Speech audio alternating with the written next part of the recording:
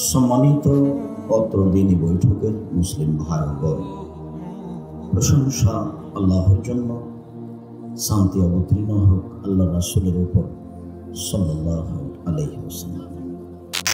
পৃথিবীর মানুষ, তোমরা তোমাদেরকে জাহান্নাম থেকে বাঁচাও আর তোমাদের পরিবারকে জাহান্নাম থেকে বাঁচাও। মরণের পরে কবর যত কঠিন, কিয়ামত তার চেয়ে অনেক বেশি কঠিন। কিয়ামত যত কঠিন, জাহান্নাম তার চেয়ে অনেক অনেক অনেক বেশি কঠিন।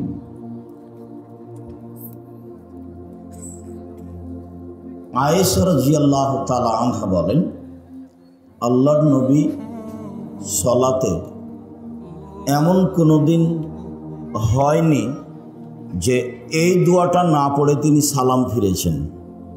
সেটা কি? আমরা চাঁপাইনবাবগঞ্জ জেলার মানুষ হিসাবে সবাই ভালোভাবেই জানি। সেটা হলো দোয়ায়ে মাসুরার দ্বিতীয় অংশ, আল্লাহুম্মা ইন্নী আউযু বিকা মিন আযাবি জাহান্নাম। আল্লাহ, তোমার কাছে জাহান্নামের শাস্তি থেকে বাঁচতে চাচ্ছি। ওয়া আউযু বিকা মিন আযাবিল কবর, তুমি আমাকে কবরের শাস্তি থেকে বাঁচাও। ওয়া আউযু বিকা মিন ফিতনাতিল মাসিহিদ দাজ্জাল, তুমি দাজ্জালের ফিতনা থেকে বাঁচাও। ওয়া আউযু বিকা মিন ফিতনাতিল মাহি ওয়াল মামাত, ইহকাল এবং পরকালের ফিতনা থেকে বাঁচাও। ওয়া আউযু বিকা মিনাল মা'সাম ওয়াল মাগরাম, বড় পাপ এবং ঋণ কর্জ থেকে বাঁচাও। রাসূল সাল্লাল্লাহু আলাইহি সাল্লাম দিন রাত যেসব জিনিসগুলি থেকে বাঁচতে চাইতেন তার একটি হলো জাহান্নাম, একটি হলো কবরের শাস্তি, আর একটি হলো উল্লেখযোগ্য বড় পাপ ও ঋণ কর্জ। ঋণ কর্জ জায়েজ হলেও ঋণ কর্জ ভালো নয়। মানে ঋণ কর্জ অবস্থায় মানুষ মারা গেলে তার জানাজা হবে না, আর সব পাপ ক্ষমা হয়ে গেল, ঋণের পাপ ক্ষমা হবে না। মানুষ তো বুঝে না, ছেলে মেয়ের পাল্লায় পড়ে, বোকা বইয়ের পাল্লায় পড়ে ওই ব্যাংকে টাকা উঠিয়ে বাড়ি ঘর করছে। বউ যদি বলতো তো কুঁড়ে ঘরে থাকতে রাজি আছি, ব্যাংকের টাকা উঠাতে হবে না, ওই বাড়িতে রাজি নই, তাহলে লোকটা একটু বুঝতো। তো বউ তো হচ্ছে হস্তিনী, ও তো ঢং নেই, কিভাবে সংসার চলবে। এদেশের মানুষ তো বউকে দিয়ে সংসারের সব কাজ করায়, মাঠেরও কাজ করায়, নিজেরটা না হলেই খেপে যায়। তো সেও মনে করে যে কর্জ নিয়ে ব্যবসা বাণিজ্য বাড়িঘর করুক না, থাকা খাওয়া ভালো হলেই তো হলো। ঋণ কর্জ থাকলে জানাজা হয় না। তো মহান আল্লাহ বলেন, তোমরা তোমাদেরকে জাহান্নাম থেকে বাঁচাও আর পরিবারকে বাঁচাও। তাহলে পথঘাট এমন আছে যা দিয়ে নিজেকে বাঁচানো যায়, পরিবারকে বাঁচানো যায়। আজকের জন্য নিজেকে বাঁচানোর ব্যাপারে অল্প একটু কথা। উকবা ইবনে আমের রাদিয়াল্লাহু তাআলা আনহু বলেন, আমি একদা আল্লাহর নবীকে বললাম, মান নাজাত, জাহান্নাম থেকে বাঁচার পথ কি? এটাই জিজ্ঞাসা। এই ছেলে, অপ্রয়োজনীয় কথা কি বলছো? চুপ থাকো। কেউ কষ্ট দেখ, কিছু বলল, ধৈর্যের পরিচয় দাও। ধৈর্য যেন ঘোড়ার ডিম না হয়। মানে ধৈর্য একটা জিনিস, সেটা কেউ কিছু বলল আমি তার উত্তর দিব না, তার নাম ধৈর্য। আমি আব্দুর রাজ্জাক বিন ইউসুফ, আমাকে কেউ যদি একবারে ফেসবুকে ইউটিউবে ধুয়ে ছেড়ে দেয়, আমি তার নামটাও নেব না, আমি তার নামই নিনে। আমার জীবনে আমি কোনোদিন মাযহাব নিয়ে কথা বলিনি, মাযহাবের পাতা ছিঁড়ে দিয়েছি। আর আমি কোনোদিন কারোর বিরুদ্ধে কথা বলিনি, সে যাই বলুক। আমি তার বিরুদ্ধে কথা বলা প্রয়োজন মনে করি না। আর যারা বলছে তাদেরকে আমি আলেমও বলি না। আলেমের এটা গুণ নয় যে ফেসবুক আর আপনার ওই ইউটিউব হবে হাইকোর্ট আর জজ কোর্ট, বিচার ওটাই হয়ে গেল। জালেমের বিচার দুইবার হবে, জালেমের বিচার দুইবার হবে, একবার ইহকালে হবে, একবার পরকালে হবে। আল্লাহর নবী বলছেন, ইন্নাল্লাহা ইউমলিল যালিম, জালেমকে আল্লাহ সুযোগ দেন জুলুম করার।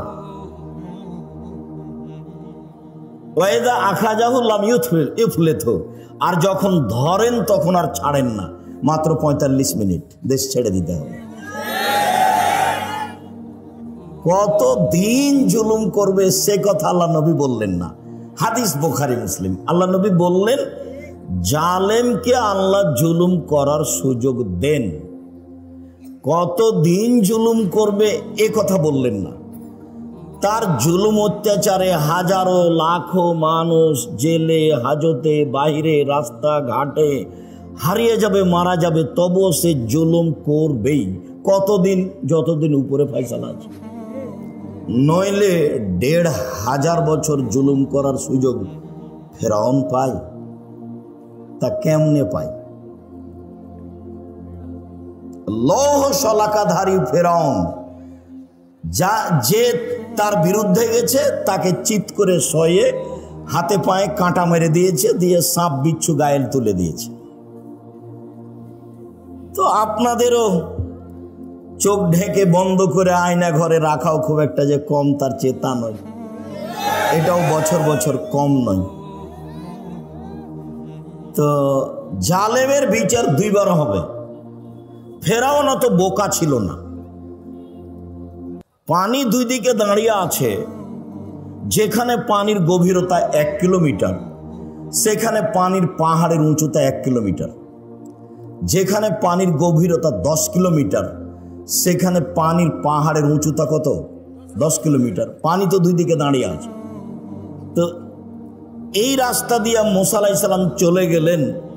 ফেরাউন চলে গেলে পানি জমা হয়ে যাবে না, যে এইটা ফেরাউনের বিশ্বাসের অভাব ছিল না, যেতেও পারে। কিন্তু সে এত ক্ষেপে আছে যে রাগের কারণে তার বুদ্ধি কমে গেছে। আপনি রেগে গেলেন তো হেরে গেলেন। রাগ মানুষকে ভুল পথে নিয়ে যাবে। তাই একজন লোক এসে বলছেন, আল্লাহ নবী ফাউসিনি বিখাইরিন, আমাকে কল্যাণের উপদেশ দেন। তখন আল্লাহ রাসূল বলছেন লা তাগজাব, রাগ করো না। আরো বলেন কিছু, লা তাগজাব, রাগ করো না। আরো কিছু বলেন, লা তাগজাব, রাগ করো না। এই কথা রাসূল সাল্লাল্লাহু আলাইহি ওয়াসাল্লাম বারবার বললেন। হাদিস বুখারী। তো রাগের কারণে তার বুদ্ধি কমে গেছিল। সে যখন ভিতরে চলে গেল তখন তো পানি এক জায়গায় জমা হয়ে গেল। যখন জমা হয়ে গেল তখন ফেরাউন বলল আমানতু আল্লা ইলাহা ইল্লাল্লাযী আমানাত বিহি বানু ইসরাঈল, আমিও সে আল্লাহকে মেনে নিলাম যে আল্লাহকে বানু ইসরাঈল মুসা মেনে নিয়েছে। ওয়া আনা মিনাল মুসলিমিন, আমি একজন মুসলিম। এই কথা ফেরাউন বলল। তা আল্লাহ বললেন আলান, ও এখন আসাইতা কাবলো, তুমি তো একটু আগে নাফরমান ছিলে, এখন মেনে নিলে? তারপরে বলছেন আল ইয়াউমা নুনাজ্জিকা বিবাদানিকা লিতাকুনা লিমান খালফাকা আয়া। ফেরাউন, তোমার মুসলিম ঘোষণা দেওয়া তো বহু দূরের কথা, তোমার শরীরটা আমি চিরদিনের জন্য রেখে দিলাম, তোমাকে মানুষ দেখে উপদেশ গ্রহণ করবে যে ফেরাউন ছিল অত্যাচারী, স্বৈরাচারী, স্বেচ্ছাচারী, উদ্ধত, জালেম। মুসা আলাইহিস সালামকে আল্লাহ বলছেন ফেরাউনের কাছে যান, দাওয়াত দেন। আমার মুখের ভাষা সাবলীল নয়, আমি ভালো ভাষা বলতে পারি না, আমি যাব না। তো বলছেন যেতে হবে, তাহলে ও আমাকে মারবে। আমার পক্ষ থেকে তার ব্যাপারে তার কাছে একটা অপরাধের অভিযোগ আছে, আমি এক থাপ্পড় দিয়ে মানুষ মেরেছি, ও গেলেই আমাকে মারবে। তো বললেন আমি তোমার সাথে আছি। মারবে কি করবে, আমি সাথে আছি। তো বললেন তাহলে আমার ভাইকে সাথে দিতে হবে। ঠিক আছে, তাই হলো। তোমার ভাইও সাথে থাকবে। দুই ভাই মিলে চলে গেল। গিয়েই বললেন বানি ইসরায়েলকে ছেড়ে দেন, মানে স্বাধীনতা চাইতে হবে। বানি ইসরায়েলকে দাস দাসীতে পরিণত করে রেখেছেন, বানি ইসরায়েলকে ছেড়ে দেন। তখন ফেরাউন বলতে লাগলো, তোমাকে কি আমি শিশুকালে লালন পালন করিনি? তুমি কি বহু বছর আমার মাঝে থাকনি? ফেরাউন বলছে, তুমি যা করেছো তা করেছো, তুমি তোমার কর্ম করেছো, এক থাপ্পড়ে তুমি মানুষ মেরেছ, তুমি বড় অকৃতজ্ঞ। এটা ফেরাউন বলল। তখন মুসা আলাইহিস সালাম বলছেন, আমি যা করেছি তা করেছি, আমি ভুল পথে ছিলাম। মানে এক থাপ্পড়ে মানুষ মেরেছি, এটাই ঠিক, আমি তখন ভুল পথে ছিলাম। আমি তোমার ভয়ে দেশ ছেড়েছি। আমার প্রতিপালক আমার প্রতি দয়া করেছেন, আমাকে জ্ঞানে গুণে পূর্ণ করেছেন, তিনি আমাকে নবী করেছেন। তুমি আমার প্রতি অনুগ্রহ করেছ, অনুগ্রহ করে তুমি খোঁটা দিয়েছ, খোঁটা দিয়ে তুমি বানী ইসরাইলকে দাস দাসীতে পরিণত করেছ। তুমি বড় উদ্ধত স্বৈরাচার সীমা লঙ্ঘন করেছ। জালেমের বিচার দুইবার হবেই। রাসূল সাল্লাল্লাহু আলাইহি সাল্লাম বললেন যে বাঁচার পথ তিনটে। এক, নিজেকে কন্ট্রোলে রাখো, বাড়ির বাইরে যায় না। দুই, মুখখান বন্ধ রেখো, মুখ ব্যবহার করো না। তিন, পাপের জন্য কাঁদো, জান্নাত পেয়ে যাবো। এক, মুখ বন্ধ রেখো, ভালো কথা ছাড়া মুখ দিয়ে ব্যবহার করতে পারবে না। চিরদিনের জন্য আড্ডা পিটা হারাম। দোকানে বসে ল্যাংটা মেয়ে নাচবে, আর আপনি বসে চক্ষু ঠান্ডা করবেন, কলিজা ঠান্ডা করবেন, মনটা ঠান্ডা করবেন। এই নোংরা নেক্কারজনক জঘন্য কাজ ত্যাগ করতে হবে। চিরদিনের জন্য দোকানে বসে আড্ডা পিটা হারাম।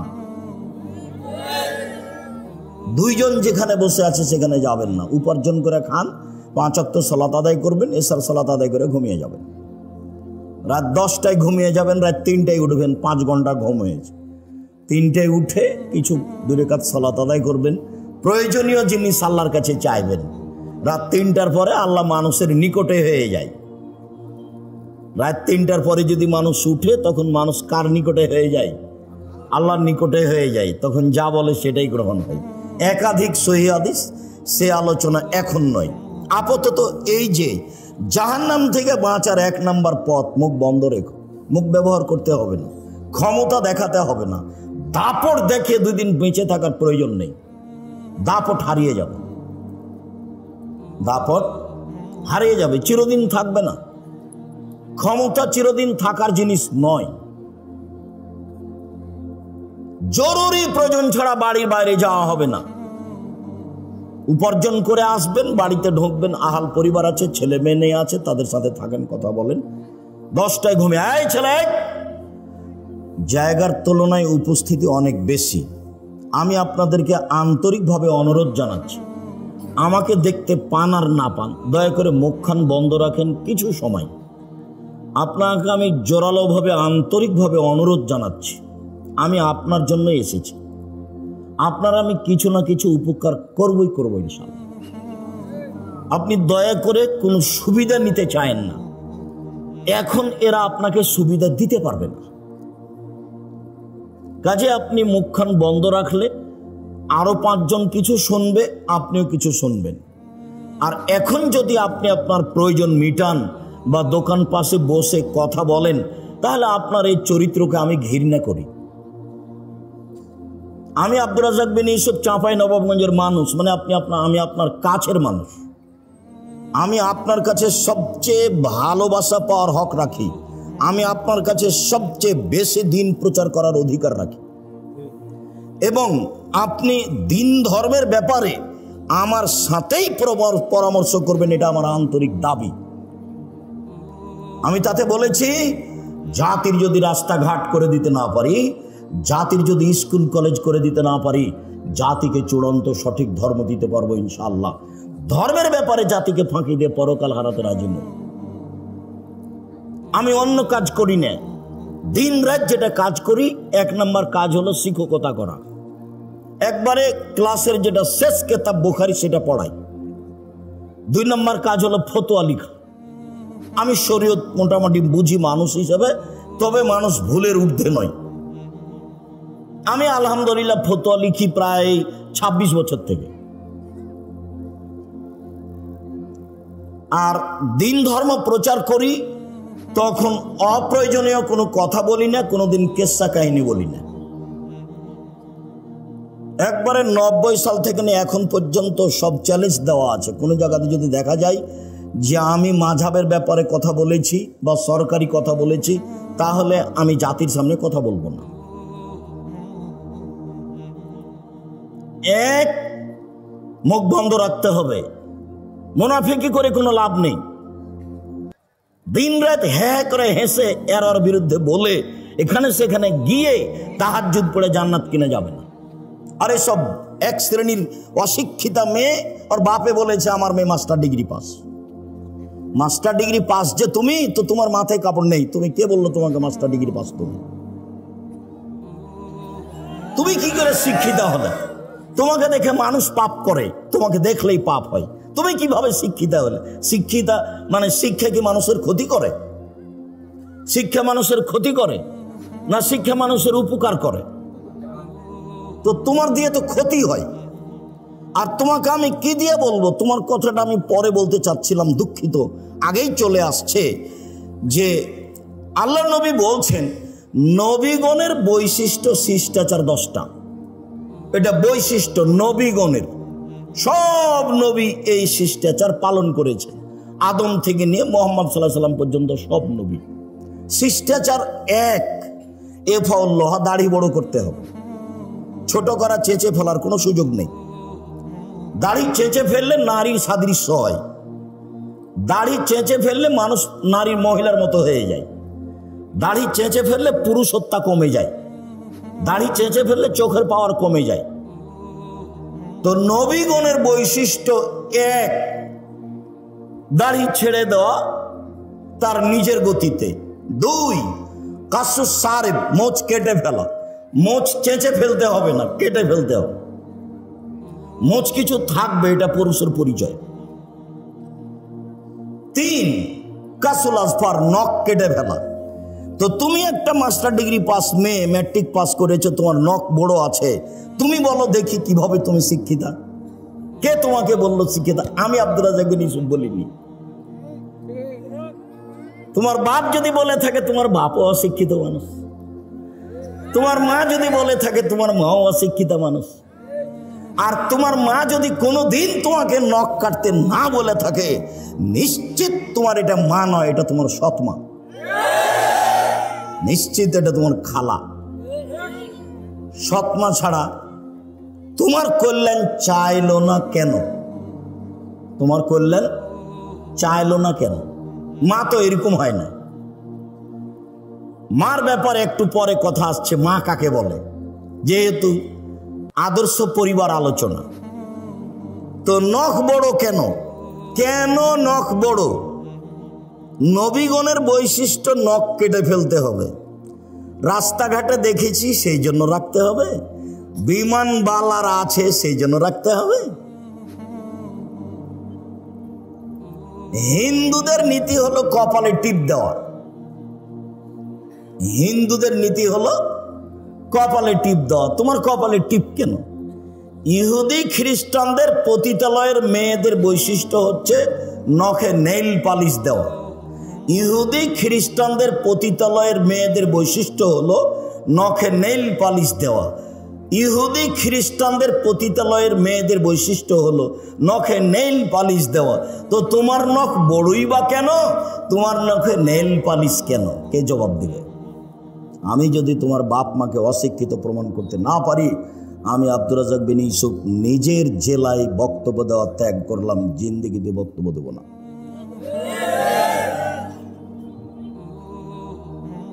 শিক্ষিত হও, চেষ্টা কর। মানুষই চেষ্টা করতে পারে, গরু ছাগল নয়, পশু প্রাণী পারে না। নাথফুল এবেদ, বগলের লোম উঠিয়ে ফেলতে হবে। নারী পুরুষ একই হুকুম। বগলের লোম কেটে ফেলার কোনো সুযোগ নেই। যেভাবে সম্ভব, যেভাবে সহজ করে উঠে ফেলতে হবে। হালাকুল আনাত, নিচের লোম পরিষ্কার করতে হবে, ঊর্ধ্বে টান 40 দিন। যেভাবে সহজ, যেভাবে সম্ভব। পুরুষ নারী একই হুকুম। সব এগুলো নবীগণের বৈশিষ্ট্য। পেশাব পায়খানার পরে পানি দিয়ে পবিত্রতা অর্জন করতে হবে। পানি না থাকলে ঢেল টিস্যু পেপার, পানি আছে তখনও কেউ যদি ঢেল টিস্যু পেপার নেই তাহলে সে রাসূলকে অপমান করল। আর যারা বুঝেছে যে আগে ঢেল টিস্যু পেপার পানি পরে পবিত্রতার জন্য, তারা রাসূলের সাথে অন্যায় আচরণ করেছে। 40 কদম হাঁটার তো কোনো প্রশ্নই আসে না। পায়ের উপরে পা উঠিয়ে খক খক করে কাশার তো কোনো প্রশ্নই আসে না। আমি 1 মিনিটের জন্য ধরে নিলাম, এই ছেলে প্রস্তুত থাকো, কথা যেন কোনোটা মিস না হয়। শোনো, পবিত্রতা তো ভালো কাজ, তো স্বামী 40 কদম হাঁটবে পবিত্রতার জন্য ঢেল নিয়ে, স্ত্রীকে ঢেল নিয়ে 40 কদম হাঁটা লাগবে না? ধর্ম কি একজনের জন্য? স্ত্রীকে পায়ের উপরে পা উঠাতে হবে না? স্ত্রীকে পবিত্রতার জন্য খক খক করে কাশতে হবে না? ভুল হিসাব। রাসূলের কাছে থাকেন, পথ সহজ হবে। বলছে আব্দুর রাজ্জাক সাহেব, বেশ কিছুক্ষণ ঢেল নিয়ে থাকার পরে থাকে এই জন্য যে পেশাব আসছে বলে মনে হয়। 40 ঘন্টা পরে যদি আপনি টিস্যু ফেলেন তবুও মনে হবে যে পেশাব আসলো মনে হয়। কেন? শয়তান এখন আপনাকে বোকা বানিয়েছে। আল্লাহর নবী বলছেন যে মসজিদ থেকে বের হবা না বায়ুর শব্দ স্পষ্ট কানে না শুনলে, আর বায়ুর গন্ধ স্পষ্ট নাকে না আসলে। কেননা শয়তান পেশাব পায়খানা রাস্তায় চলাচল করে। তুমি যদি সন্দেহের মধ্যে পড়ো তাহলে শয়তান তোমাকে বোকা বানাবে। আপনি এখন বলেন যে পেশাব এসে যদি কাপড় ভিজে যায় তবু আর উজু করবো না, এই সর সর শয়তান সর, কাপড় ভিজে যাক তুই সর এখান থেকে, তারপরে কোনো কথা, নইলে আপনি টিকতে পারবেন না। পাপের জন্য কাঁদুন, কথা এখানে সংক্ষিপ্ত করছি, একটা কথা থাকলো, পাপের জন্য কাঁদুন। রাসূল সাল্লাল্লাহু আলাইহি সাল্লাম বলেন, লা ইয়ালিজার রাজুলুন নারা বাকা মিন খাশিয়াতিল্লাহ হাত্তা ইয়ালিজাল লাবানু ফি দারে। গাভীর বাঁট ওলান থেকে চাপ দিয়ে দুধ বের করে ভিতরে ঢোকানো যায় না যেমন, আল্লাহর ভয়ে কাঁদে যে সে জাহান্নামে যাবে না তেমন। এই ছেলে দেখো তো, ওই যে বাচ্চাগুলি কথা বলছে, তোমরা যারা আমাদের এখানে সহযোগিতা করতে এসেছো, ওই বাচ্চাগুলোকে একটু তোমরা কন্ট্রোল করো না। ও তো আমার অসুবিধা করছে, আরও তো 5 জনের অসুবিধা করতেই পারে। আর তোমরা যারা এই পাড়ার ছেলে, আজকে তো তোমরা বক্তব্য শুনতে পাবা না, আজকে আমাদের সহযোগিতা করো। গাভীর বাঁটে ওলানে চাপ দিয়ে দুধ বের করে ভিতরে ঢোকানো যেমন অসম্ভব, আল্লাহর ভয়ে কাঁদে যে তার জাহান্নামে যাওয়া তেমনি অসম্ভব। জান্নাত পাওয়ার সুবিধাজনক একটা বিশাল বড় পয়েন্ট, সেটা হলো রাতে আল্লাহর ভয়ে কাঁদা। আর যখন আল্লাহ নবী বলেছেন যে আল্লাহর কাছে 4টা জিনিস সবচেয়ে প্রিয়, তার 1 নম্বরে যেটা আছে সেটাই সহজ, বাকি 3টাই কঠিন। 1 নম্বরে আছে যে আল্লাহর ভয়ে 1 ফোঁটা চোখের পানি, এটা আল্লাহর কাছে যত প্রিয়, হজ তত প্রিয় নয়, রামাজানে শ্যাম তত প্রিয় নয়, তাসবিহ তাহলিল জিকির আজকার তত প্রিয় নয়। 1 ফোঁটা চোখের পানি আল্লাহর কাছে যত প্রিয়। নিজেকে জাহান্নাম থেকে বাঁচাও, আল্লাহর ঘোষণা। আপাতত আজকের মতো জাহান্নাম থেকে বাঁচার 3টে পথ বলে গেলাম, 1 হাদিস থেকে, মনে থাকবে না মনে হয়। 1, মুখ বন্ধ রাখতে হবে। 2, জরুরি প্রয়োজন ছাড়া বাইরে যাওয়া যাবে না। তাই বলা হয়েছে দোকানে বসে আড্ডা পিটা হবে না। দোকানেতে ল্যাংটা মেয়ে নাচে, সেটা কেন এখানে, সেটা কেন? আল্লাহ নবী মুহাম্মদ সাল্লাল্লাহু আলাইহি ওয়াসাল্লাম বলেছেন, লা ইয়াকুনান্না ফি হাযিল উম্মাহ খাসফুন ওয়া মাসখুন ওয়া কাযফুন। আমার উম্মতের উপরে 3টে বিপদ নেমে আসবে। 1, ভূমিকম্প হবে। 2, আকার আকৃতি পরিবর্তন হবে। সন্ধ্যায় থাকবে মানুষ, সকালে হবে সোর বানর, একবারে হুবাহু সোর হয়ে যাবে। আমার উম্মতের উপরে তিনটা বিপদ নেমে আসবে তিনটা পাপের কারণে। এক, ভূমিকম্প হবে। দুই, আকার আকৃতি পরিবর্তন হবে। সন্ধ্যায় ছিল মানুষ, সকালে হবে সোর বা বানর। তিন, সমস্যা নেমে আসবে। মসজিদে মারামারি, মাদ্রাসায় মারামারি, রাস্তাঘাটে কেউ কাউকে মানে না, জিনিসের দাম বেড়ে যায়, কোনো জিনিস কন্ট্রোলে নেই, সমস্যা নেমে আসবে। পাপ তিনটে। এক,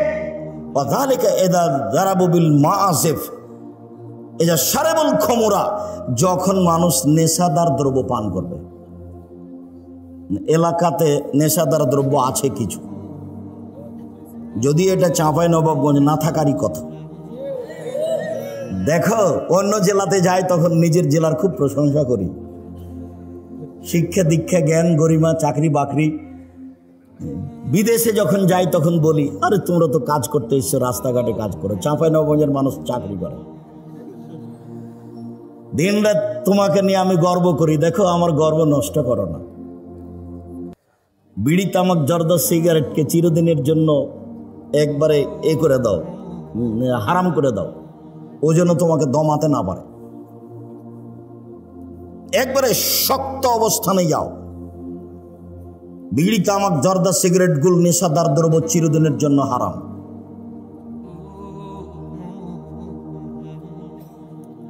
রাসূল সাল্লাল্লাহু আলাইহি ওয়াসাল্লাম বললেন, আমার উম্মতের উপরে তিনটা বিপদ নেমে আসবে তিনটা পাপের কারণে।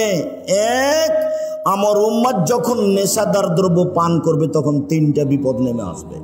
দুই, জাহরাতুল কায়নাত, মেয়েরা যখন নাচবে, সব মোবাইলে মেয়ে নাচে, সব দোকানে মেয়ে নাচে, প্রায় সব বাড়িতে মেয়ে নাচে, বড় বিশাল টিভি আছে, ইন্ডিয়ান মেয়ে নাচছে, জান ঠান্ডা হয়ে যাচ্ছে, কলিজা সহাত হয়ে যাচ্ছে, চক্ষু ঠান্ডা হয়ে যাচ্ছে, ধর্ম পাগল হয়ে গেছে। রাসূল সাল্লাল্লাহু আলাইহি সাল্লাম বলেন, তিন শ্রেণীর মানুষ জান্নাতে যাবেই যাবে। তার এক শ্রেণীর মানুষ হচ্ছে অপর নারীকে দেখে যে চক্ষু নিচু করে। নেন এবার তোমার বড় মোবাইলের কি হবে? আমার কাছে একটা বাটন ছোট মোবাইল আছে, রিং হলে আমি শুধু অন করতে পারি। তুমি আমাকে বলেছো যে আব্দুর রাজ্জাক সাহেব আমার নামটা একটু সেভ করে রাখতেন, কিন্তু আমি সেভ করতে পারি না, আমি শুধু অন করতে পারি। ও দিয়েই জামিয়া সালাফিয়া চলে, মানুষের সাথে ওইটা দিয়েই কথা বলি। এদেশের সর্ববৃহৎ প্রতিষ্ঠান, শিক্ষা গুণে, শিক্ষক গুণে, শিক্ষক সংখ্যায়, ছাত্র সংখ্যায়, প্রতিষ্ঠানের আয়তনে এদেশের সর্ববৃহৎ প্রতিষ্ঠান জামিয়া সালাফিয়া। জামিয়া সালাফিয়াতে ইন্ডিয়ান, সৌদি আরব, বাংলাদেশের প্রায় 300 জন শিক্ষক শিক্ষিকা পাঠদান করে থাকেন।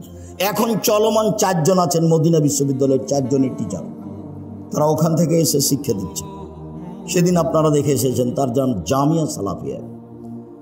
জামিয়া সালাফিয়ায় প্রায় 5000 ছেলে মেয়ে পড়াশোনা করে, 519 জন এতিম আছে।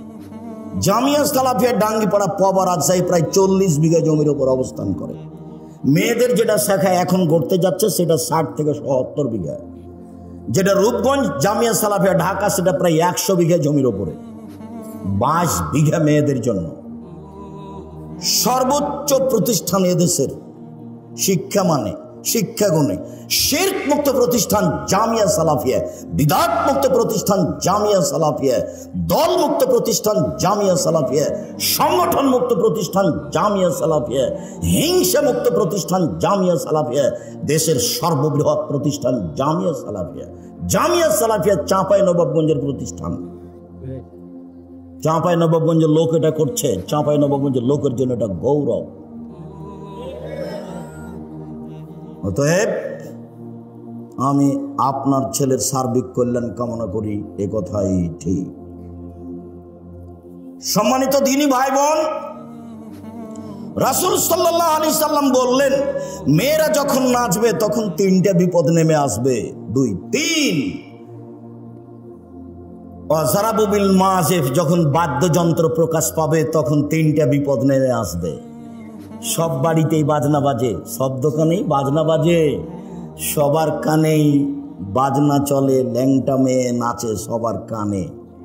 আল্লাহ নবী বললেন, যখন মানুষ উজু করে মুখমণ্ডল ধয়, তো মুখমণ্ডলে যা পাপ হয়েছে সব পাপ পানির সাথে, পানির শেষ ফোঁটার সাথে ঝরে যায়। মুখমণ্ডলে কি পাপ হয়? আল্লাহ নবী বলছেন, আইনানে তাজনের জেনা হুমান নাজর, দুই চোখের জেনা হচ্ছে চোখ দিয়ে দেখা। অলাইনানে জেনা হুমাল ইস্তেমাও, দুই কানের জেনা হচ্ছে কান দিয়ে শোনা। অল মুখ অল ফাম জেনা আর নতক, মুখের জেনা হচ্ছে কথা বলা। এগুলো সব মুখমণ্ডলে আছে। এগুলো বড় বড় জেনার মাধ্যম, কান জেনার মাধ্যম, চক্ষু জেনার মাধ্যম, মুখ জেনার মাধ্যম। বুঝুনি তুমি? না বুঝে তুমি মেয়েটার সাথে দিন রাত গল্প করো প্রেমের জেনার, তুমি মনে করো কেউ দেখে না। ভুল হিসাব তোমার। তুমি মারিয়ামের মতো ভুলে যাও। মারিয়াম বলেছিল, কুনতু নাসিয়া মানসিয়া, আমি জাতির কাছে এমন হতে চাই আমি মারিয়াম, এটা কেউ জানবে না যে আমি মারিয়াম। কেন? আমি যদি বাচ্চা নিয়ে গ্রামে যাই তাহলে জনগণ বলবে, ছি ছি ছি ছি ছি, তুমি জেনা করে বাচ্চা নিয়ে এসেছো। তুমি বাইতুল মুকাদ্দাসে মসজিদে থাকো, মসজিদ ঝাড়ু দাও, তুমি এমন কাজ করো, আমি কি দিয়ে বোঝাবো গ্রামবাসীকে? বাচ্চা নিয়ে গ্রামে ঢুকলেন, তখন গ্রামের লোকেরা বলল, ছি ছি ছি ছি ছি ছি ছি, তোমার মা ভালো, তুমি এত খারাপ। ছি, তোমার বাপ ভালো, তুমি এত খারাপ। তো আমি মারিয়াম নাসিয়া মানসিয়া হয়ে যেতে চাই, কেউ যেন না জানে আমাকে। ওই মেয়েটার নাম্বার তুমি চিরদিনের জন্য ভুলে যাও। মেয়েটা যে কে এটা তুমি ভবিষ্যতেও মনে রাখবা না, কোনো দিন মনে রাখবা না। নইলে ও তোমাকে ধ্বংস করবে, তোমার বাপকে ধ্বংস করবে, তোমার বংশকে ধ্বংস করবে, তোমার জাতিকে করবে। তুমি সেখান থেকে ফিরে আসো, 1 মিনিট তোমাকে এখানে বাস্তব দেখায়। জুলাইখায় দরজা বন্ধ করেছিল সব, জুলাইখা সব দরজা বন্ধ করে বলেছিল ইউসুফকে, হাই তালাক, এইসব তুমি আমার সাথে জেনায় লিপ্ত হও। তখন এইসব বলেছিলেন, মাযাল্লাহ, আমি আল্লাহর কাছে আশ্রয় চাচ্ছি। বলো কি তুমি? আরে তোমার স্বামী আমার মালিক, আমাকে ভালো থাকতে দিয়েছেন, আমাকে ভালো খেতে দিয়েছেন, আমি এই অন্যায় কেমনে করি? তোমার স্বামী আমার মালিক, জুলাইখা তোমার স্বামী আমার মালিক, আমাকে ভালো থাকতে দিয়েছেন, ভালো খেতে দিয়েছেন, আমি ওই অন্যায় কেমনে করতে পারি? মাযাল্লাহ, আমি আল্লাহর কাছে আশ্রয় চাচ্ছি। এই বলে তিনি দিলেন দৌড়। তখন দরজা খুলে বের হয়েছেন, এটা বোঝা যায় না। তিনি যখন শেষ দরজায় বের হয়েছেন, পিছনে আছে জুলাইখা, সামনে পড়ে গেল জুলাইখার স্বামী, এক জায়গায় 3 জন। জুলাইখার স্বামী, জুলাইখা, ইউসুফ আলাইহিস সালাম। সামনে পড়তেই জুলাইখা বলল, এই দেখেন, কথা উল্টে দিচ্ছে। জুলাইখা বলল, এই দেখেন, আপনি যাকে বাড়িতে রেখেছেন সে আপনার স্ত্রীর সাথে জেনা করতে চায়। এত খারাপ মানুষ আপনি বাড়িতে রাখেন, এর কি শাস্তি হতে পারে? আরে আপনি কি শাস্তি উল্লেখ করবেন? আমি জুলাইখা বলছি, একে যথাযথ পিটন দিতে হবে, নইলে জেলখানায় বন্দি করতে হবে। 12 বছর জেল হলো। 12 বছর পরে সরকারের পক্ষ থেকে ইউসুফকে ডেকে পাঠানো হলো। ইউসুফ বললেন, জি না, আমি জেল থেকে বের হব না যতক্ষণ পর্যন্ত জুলাইখা জাতির সামনে ঘোষণা না দিবে আমি জুলাইখা অন্যায় করেছি, ইউসুফ করেনি। এই ঘোষণার পূর্ব পর্যন্ত আমি ইউসুফ জেল থেকে বের হব না। আমাদের নবী মুহাম্মদ সাল্লাল্লাহু আলাইহি ওয়াসাল্লাম বললেন, আমার চেয়ে ইউসুফের অনেক ধৈর্য বেশি, আমার চেয়ে ইউসুফের অনেক ধৈর্য বেশি। আরে আমি মুহাম্মদ সাল্লাল্লাহু আলাইহি ওয়াসাল্লাম যদি 12 বছর জেলে থাকতাম আর সরকারিভাবে যদি আমাকে ডেকে পাঠানো হতো, তাহলে আমি তাড়াহুড়া করে বের হতাম, চলো চলো চলো চলো। আমাদের নবী মুহাম্মদ সাল্লাল্লাহু আলাইহি ওয়াসাল্লাম বলছেন যে আমার চেয়ে ধৈর্যশীল কে? ইউসুফ আলাইহিস সালাম। ইউসুফ আলাইহিস সালাম বলছেন, জি না, হবে না, আগে জুলাইখাকে জাতির সামনে ঘোষণা দিতে হবে। জুলাইখা ঠিকই 12 বছর পরে জাতির সামনে ঘোষণা দিল, আমি অন্যায় করেছি, ঈশপ অন্যায় করেনি। এই যে দেখছেন না, নারী হলো 3 জানের বড়ি, নারী হলো 3 জানের বড়ি। গোপন কথা বলা হবে না, সাথে সাথে তার ফাঁদে পড়া হবে না, তার ফাঁদে পড়লে সব কিছু হারিয়ে যাবে। শুনুন, রাসূল সাল্লাল্লাহু আলাইহি সাল্লাম বলেন 3টা পাপের কারণে আমার উম্মতের উপরে গজব নেমে আসবে। 1, যখন তারা নেশাদার দ্রব্য পান করবে। 2, মেয়েরা যখন নাচবে। 3, যখন বাদ্যযন্ত্র প্রকাশ পাবে। সব দোকানে বাজনা বাজে, সব মোবাইলে বাজনা বাজে। তোমার মোবাইলে যেন আর কখনো কোনো মেয়ে না নাচে, চিরদিনের জন্য তুমি বন্ধ করো। চক্ষু ঠান্ডা করে জান্নাতের মেয়ে ভোগ করার হিসাব করো না। জান্নাতের মেয়ে ভোগ করা অত সহজ নয়, ওরা অত সাধারণভাবে নেই। আল্লাহ তাআলা বলছেন, ওরাকে আমি এমন ভাবে রেখেছি জিন কোনোদিন তাদের স্পর্শ করেনি, মানুষ তাদের স্পর্শ করেনি। ওরাকে ঝিনুকের মধ্যে লুকানো আছে, যখন তাদেরকে বের করা হবে তখন মনে হবে যে এরা ঝিনুকের মধ্যে লুকানো মুক্তা। তাদের কোনোদিন পেশাব হবে না, তাদের কোনোদিন পায়খানা হবে না, তাদের কোনোদিন হায়েজ হবে না। তাদের রূপ চেহারা ভিন্ন ধরনের হবে। 16-18 বছর মেয়েরা যেমন হয়, জান্নাতের মেয়েরা তেমন হবে, তার চেয়ে হাজারো গুণ সুন্দরী। চক্ষু হবে টানা টানা, লম্বা লম্বা, আর মাথার চুল হবে কঁকড়া কঁকড়া। সুন্দরী হওয়ার জন্য যা কিছু লাগে সব কিছু তাদের মাঝে আছে। জান্নাতের মেয়ে ভোগ করতে হলে এই চক্ষু দিয়ে এই সব কিছু ভোগ করে জান্নাতের মেয়ে ভোগ করা যাবে না, ভুল হিসাব। এখানে আরো একটা কথা থেকে গেল। আল্লাহ নবী বলছেন, সালাসাতুন লা ইয়াদখুলুল জান্নাহ আবাদা। 3 শ্রেণীর মানুষ জান্নাতে যাবে না, কখনো যাবে না। 3 শ্রেণীর মানুষ জান্নাতে যাবে না, কখনো যাবে না। 1, দায়ুস, যার ছেলে মেয়ে স্ত্রী পর্দায় থাকে না। গ্রামের সবাই নাকি চাচা, গ্রামের সবাই নাকি বড় ভাই, সবাই নাকি ছোট ভাই, ধর্ম এইভাবে আছে। তাহলে তো বিবাহের মতোই হয়ে গেল। থুবড়া খাওয়াচ্ছে, তখন ওই লোকটার সামনে মেয়েটা বসে আছে, এটা তো চাঁপাইনবাবগঞ্জ। তো মেয়েটা বসে আছে আর ওই লোকটা তার মুখে ক্ষীর তুলে দিচ্ছে। কত নোংরা নীতি বিবাহের! ছি ছি ছি ছি ছি। বইয়ের মুখে ক্ষীর তুলে দিতে হয়, বইয়ের মুখে দিতে হয়। ওকে বউ, ওই মেয়েটার বিবাহ হবে, তাই থুবড়া, তাই সবাই গ্রামের লোক থুবড়া খাওয়াচ্ছে। আর মহিলাগুলো গীত বলছে আর বলছে টাকা দিলে মুখ খুলবো। থুবড়া চিরদিনের জন্য হারাম। থুবড়া শব্দর মুখের উপরে পেশাব করে দিতে হবে, দিয়ে বলতে হবে থুবড়া পৃথিবীতে নেই। 20 বছর পরে কেউ যদি বলে থুবড়া, তাহলে আর কেউ বলবে কি গো, থুবড়া কি জিনিস গো? আচ্ছা, থুবড়া শব্দ কি তাহলে ডিকশনারিতে দেখতে হবে নাকি, কি সেটা এমন হতে হবে। যেমন ডুলি বিবি শব্দ চিরদিনের জন্য হারাম, ডুলি বিবি শব্দ একবারে ভুলে যেতে হবে, ডুলি বিবি কোনো শব্দই নেই। বিবাহতে গিয়ে মাঝা খরচ দিতে হবে, এটা হারাম। বিবাহতে ছেলের পক্ষ থেকে মেয়ের পক্ষ থেকে যা গেছে আপনার ওই ইয়েতে বরন্তাতে ক্ষীরকাঁচিতে ছেলের পক্ষ থেকে তার ডবল যাবে, এই নীতি হারাম। মেয়ের বাপকে সব কিছু বেশি দিতে হবে, এই নীতি হারাম। বড় মেয়েদের গীত গাওয়া, এই নীতি হারাম। বউ দেখতে যে টাকা দেওয়া, এই নীতি হারাম। চাঁপাইনবাবগঞ্জের বিবাহের শুরু থেকে শেষ পর্যন্ত একটা কাজ যায় যে এ কথা আমার জানা নেই। শুরু থেকে শেষ পর্যন্ত সবই হারাম। একটা কাজ জায়েজ আমি এই জেলার মানুষ হিসেবে আমার জানা নেই। যদিও এরা একটা কাজ মনে করে যে উকিল বাপ লাগে, উকিল বাপ লাগে। তো রংপুর, দিনাজপুর, লালমনিরহাট, নীলফামারী, কুড়িগ্রাম, পঞ্চগড়, ঠাকুরগাঁ এসব ডিস্ট্রিক্টের মানুষ মনে করে যে উকিল বাপ ধরাই লাগবে। আর চট্টগ্রামের লোক মনে করে যে উকিল বাপই হলো বাপ। আজ থেকে ওই হলো বাপ, ওই মেয়ের বাড়ি যাবে, ও আসবে, এই হলো বাপ ঘোষণা হয়ে গেছে। যাবে আসবে, যাবে আসবে, মরা পর্যন্ত হলো বাপ আর হলো বেটি। কেমন কথা! এ কোন ধরনের নোংরা নীতি? বিবাহের জন্য 4 জন সাক্ষী লাগে না, 2 জন লাগে। 4 জন নয়, খাতা যে নিয়ম লিখা আছে ওটা হারাম। 2 জন সাক্ষী পক্ষে নয়।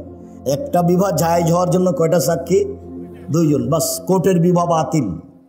কোর্টে যদি বিবাহ হয় আর মেয়ে যদি 10 ছেলে হয়ে যায় তো 10টাই আরাম। 10 ছেলের মায়ের বিবাহ পড়াতে হবে, কাকে দিয়ে পড়াতে হবে? ওর বাপকে। বলো ওর বাপ মারা গেছে। তো ওর ভাই, বলো ওর বড় ভাই মারা গেছে। তো বলো ওর ছোট ভাই, ছোটটাও মারা গেছে। কে আছে? যেগুলো ছেলে জন্ম নিয়েছে সেগুলো আছে। ওর মা আর বিবাহ পড়ায়।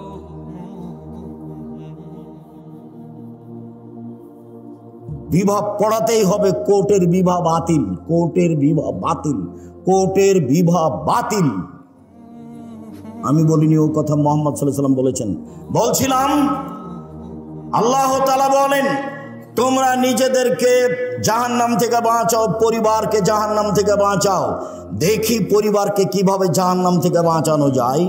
আবু হুরায়রা রাদিয়াল্লাহু তাআলা আনহু বলেন, রাসূল সাল্লাল্লাহু আলাইহি সাল্লাম বলেছেন, কুল্লু মাউলুদিন ইউলাদু আলাল ফিতরা, প্রত্যেকটা ছেলে মেয়ে ইসলামী ধারণ ক্ষমতা নিয়ে জন্মগ্রহণ করে।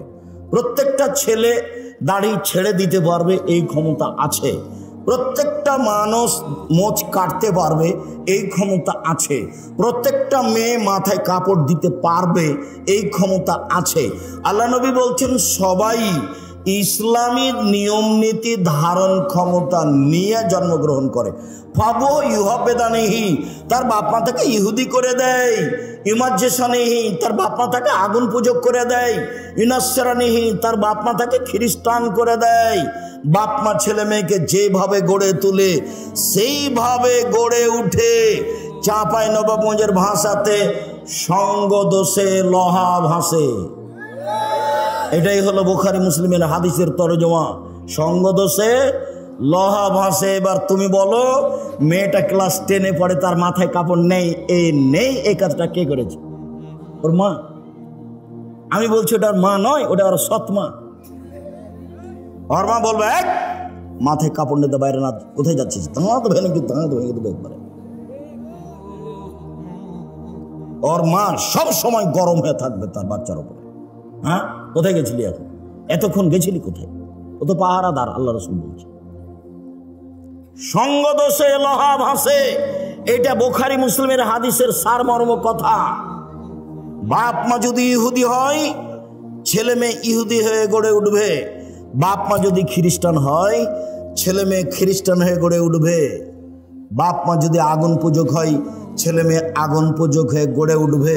শুনুন, অনেকদিন বলা আছে, 2টা মেয়ে একসাথে জন্ম নিয়েছে, দুইজনই সুন্দরী, দেখতেও ভালো, মেধাও ভালো, একই সাথে জন্ম নিয়েছে, যমজ। একজনের বিবাহ হয়েছে কথার কথা আওয়ামী লীগের ছেলের সাথে, আর একজনের বিবাহ হয়েছে বিএনপি ছেলের সাথে। 2 বোনে এখন আর কথা বলে না। একসাথেই থাকতো, একসাথেই চলতো, একসাথেই খেত। ওর প্রতিক্রিয়া এর ভিতরে ঢুকেছে, ওর প্রতিক্রিয়া এর ভিতরে ঢুকেছে। এটাই শেষ পর্যন্ত হাদিস এরকমই থাকবে। এক খেয়ালে চেয়ে থাকবেন, আমি আপনার সাথে আছি কিছুক্ষণ। সম্মানিত দিনী ভাই বোন, আবু হুরায়রা রাদিয়াল্লাহু তাআলা আনহু বলেন, রাসূল সাল্লাল্লাহু আলাইহি সাল্লাম বলেছেন, কুল্লু নাফসিম মিন বানি আদম সাইয়্যিদ, আদম সন্তানের পুরুষ নারী সবাই দায়িত্বশীল।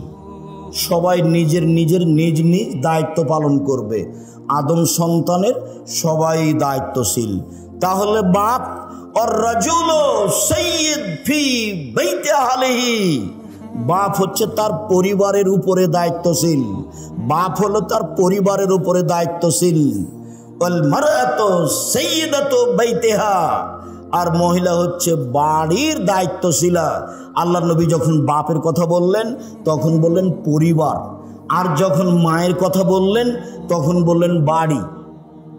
বাড়িটা সাজগোজ করে রাখবে মা, বাড়িটা সুন্দর করে গুটিয়ে রাখবে মা, ছেলে মেয়েকে দেখাশোনা করবে মা, স্ত্রী সহ পুরো পরিবার কন্ট্রোল করবে বাপ। ও হলো এই পরিবারের মালিক। আর একজন কি করলো সেটা আপনার দেখার প্রয়োজন নেই। আপনি কি করছেন, আপনি পরিবারকে জাহান্নাম থেকে রক্ষা করুন, আপনি পারবেন। ছেলের দাড়ি চাঁচা আছে, জবাব আপনাকে দিতে হবে। ছেলের টাকনোর নিচে প্যান্ট আছে, জবাব আপনাকে দিতে হবে। আপনার বাড়িতে একটা কে নিয়ে এসেছেন পট, বাচ্চার পায়খানা করা পট, সেটা হলো ঘোড়া। জবাব আমি দিব? এই বাড়িতে তো ফেরেশতা আসবে না। আপনি এই পট কিনলেন কি করে? এই পট যদি আমাদের বাড়িতে যায় তাহলে প্রথমত মাথাটা কেটে দেওয়া হবে, যদি না হয় ফেরত দেওয়া হবে, যদি না হয় তাহলে মাটিতে পুঁতে দেওয়া হবে। আপনার স্ত্রী কি দায়িত্ব পালন করে? আপনার স্ত্রী একটা প্লেট কিনেছে, তাতে আছে চিংড়ি মাছ, ও নাকি শিক্ষিতা। আপনার স্ত্রী একটা আয়না কিনেছে, আয়না হলো রুই মাছ। আপনার স্ত্রী একটা তরকারির বাটি কিনেছে, সেটা হলো কাতল মাছ। কি বুঝাতে চাচ্ছেন আপনি আমাকে? আপনার শোকে যে কাঁকড়া সাজানো আছে, আপনার স্ত্রী অ্যালবামে ছবি ছেলে মেয়ের রেখেছে, বাপ মায়ের রেখেছে, এই শিক্ষিতা নয়। একজন অশিক্ষিতা মহিলা এ পরিবার কন্ট্রোল করতে পারে না, আপনিও পারবেন না। আপনি আপনার পরিবারের দায়িত্ব পালন করেন না। আপনার বাড়িতে কার্টনওয়ালা গেঞ্জি গেল কেন? আপনার ছেলের গায়ে কার্টন আছে, দেখা যাচ্ছে ছবি মানুষের, দিন রাত ঘুরে বেড়াচ্ছে, চোখে পড়ে না? আপনার স্ত্রী আপনার বাচ্চার পায়জামাটা প্যান্টটা রোজ ধুয়ে দিচ্ছে, প্যান্টের টাকানোর নিচে যায়, সেটাও দেখতে পায় না। ও যে দায়িত্বশীল, কি দায়িত্ব পালন করে? আপনি যে দায়িত্বশীল, কি আপনি দায়িত্ব পালন করেন? সম্মানিত দিনী ভাই বোন, আব্দুল্লাহ ইবনে ওমর রাদিয়াল্লাহু তাআলা আনহু বলেন, এই চলে বসো, অল্প সময়, আপনি বিরক্ত হয়ে আমাকে কষ্ট দিবেন না। আর আমি তাফসির মাহফিল করতে আসিনি যে আপনি বাদাম খাবেন আর আমি কেসা কাহিনী বলবো, এরকম কাজ আমি করি না। আর তাফসির মাহফিলের কথাটা আসতে আপনার সাথে আমি একটা কথা বলে রাখছি, আমি আব্দুর রাজ্জাক বিন ইউসুফ আপনার বাড়ির মানুষ। আমি চাঁপাইনবাবগঞ্জের মানুষ, মানে আমি আপনার বাড়ির মানুষ। আপনার বাড়ির মানুষ আমি হতে চাই। আপনি উপেক্ষা করে কিছু করলে জবাব আপনাকে কিয়ামতের মাঠে দিতে হোক, এটা আমি চাই না। শুনুন, আল্লাহ রাসূল বললেন, পৃথিবীর মানুষ বাল্লিগু আন্নী ওয়ালা আয়া, আমার একটা কথা জানা থাকলে অন্যকে বলো। পৃথিবীর মানুষ, আমার একটি কথা জানা থাকলে অন্যকে বলো। 2, ওয়াহাদ্দিসু আন বানি ইসরাঈল ওয়ালা হারাজ, বানি ইসরাঈলের কাহিনী বলো, কোনো দোষ নেই। বানি ইসরাঈলের কাহিনী বলো, কোনো দোষ নেই। আমান কাযাবা আলাইয়া মুতাআম্মিদান ফালিয়াতাবাওয়া মাকাদাহু মিনান নার, কেউ যদি কোনো কথা আমার নামে বলে, সেই কথা যদি আমার না হয়, তাহলে তার থাকার জায়গা জাহান্নাম। পাগড়ি যত বড়ই হোক, জুব্বা যত বড়ই হোক, রেহাই হবে না। আপনি যেই কথাটা মুখ দিয়ে বললেন, যেই কথাটা কলমে লিখলেন, সেটা যদি নবীর না হয়, তাহলে আপনার থাকার জায়গা জাহান্নাম। জেনা করে জাহান্নামে গেছে এই কথা নয়, সুদ খেয়ে জাহান্নামে গেছে এই কথা নয়, মানুষকে মেরে জাহান্নামে গেছে এই কথা নয়, জুলুম অত্যাচার করে জাহান্নামে গেছে এই কথা নয়।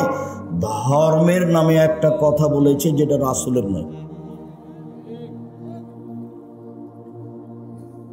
আমি আপনাকে শতদিন বলেছি, আমার চাচাতো ভাই চাঁপাইনবাবগঞ্জ শহরের ওই পাশে বক্তব্য শুনতে এসে আমাকে বাড়িতে গিয়ে বলছে যে তাফসির যে করলো, সে কি তাফসির, ওগুলো তোরা জানিস না। ভাইজান কি বললো? ও ছাড়, ওগুলো তোরা পারবি না। আচ্ছা বলেন, আমি একটু শুনি, কি করলে একটু বলেন না। তখন বলছে, জীবনে ওই সব তাফসির শুনিসনি। আচ্ছা শুনিনি বলেন। তো বলছে যে আদম আলাইহিস সালাম ঘুম থেকে উঠে দেখেন পাশে একজন সুন্দরী মহিলা। তো আদম আলাইহিস সালাম হাত বাড়ালেন, তখন ফেরেশতা বলছেন থামেন। তো আদম আলাইহিস সালাম বলছেন কেন? বলে মোহর দিতে হবে। মোহর আবার কি? তো বলছে যে মুহাম্মাদের নামে 10 বার দুরূদ পড়ে দিতে হবে, সেইটা হলো মোহর। আল্লাহ বলছেন যে আদম আলাইহিস সালাম সবচেয়ে বড় শিক্ষিত পৃথিবীতে। কেন? আল্লাহ বলছেন আমি আদমকে কি করেছি? সব কিছু শিখিয়ে দিয়েছি। এমন কোনো কিছু পৃথিবীতে ছিল না, এখন নেই, কিয়ামত পর্যন্ত হবে না, যেটা আদম জানতেন না। আদম আলাইহিস সালাম পৃথিবীতে সবচেয়ে বড় শিক্ষিত। এত বড় শিক্ষিত মানুষ বউখান কিভাবে হালাল করতে হবে সেটাই জানেন না। মোহর না দিয়েই হাত বাড়াতে গেলেন, ফেরেশতা বললেন থামেন। আদম আলাইহিস সালাম বললেন কেন? মোহর দিতে হবে। মোহর আবার কি জিনিস? মুহাম্মাদের উপরে 10 বার দরুদ পড়ে দিতে হবে, 1000 বার দরুদ পড়ে দিতে হবে। আমি কিয়ামত পর্যন্ত সময় দিয়েছি, কিয়ামত মানে আমার মরা পর্যন্ত।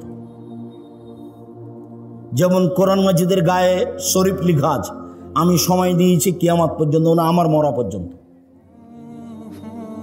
কোরআন মাজিদের শেষে 1 পৃষ্ঠা দোয়া লিখা আছে, দোয়া খাতমুল কোরআন। আমি বলেছি নবীর নয়, এটা মানুষের বানানো। সময় দিয়েছি কিয়ামত পর্যন্ত, না আমার মরা পর্যন্ত।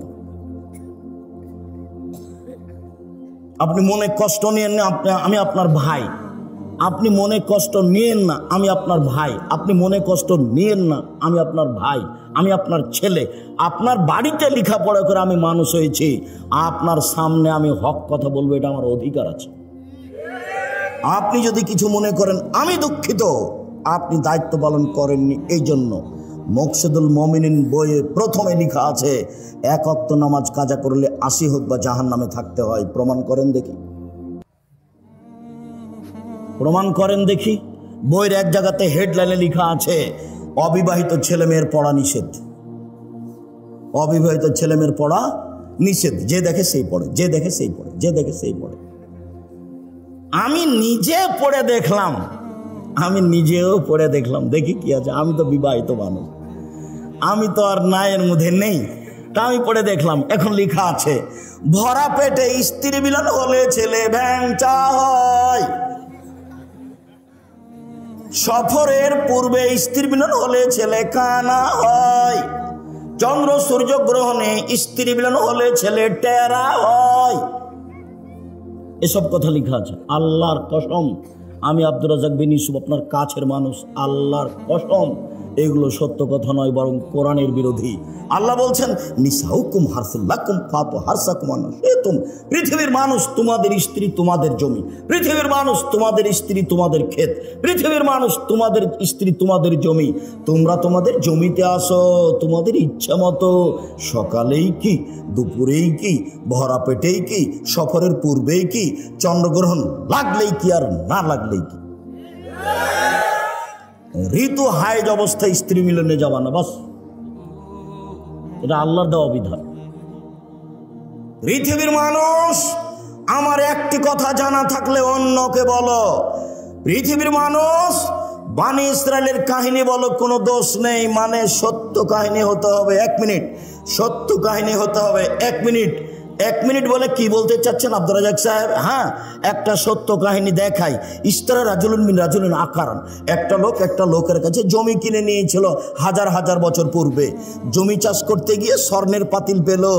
এখন জমি ক্রেতা স্বর্ণের পাতিলটা বিক্রেতার কাছে নিয়ে গিয়ে বলছে খুদ্দাহ বাকামিন্নি, আপনি স্বর্ণের পাতিল নেন।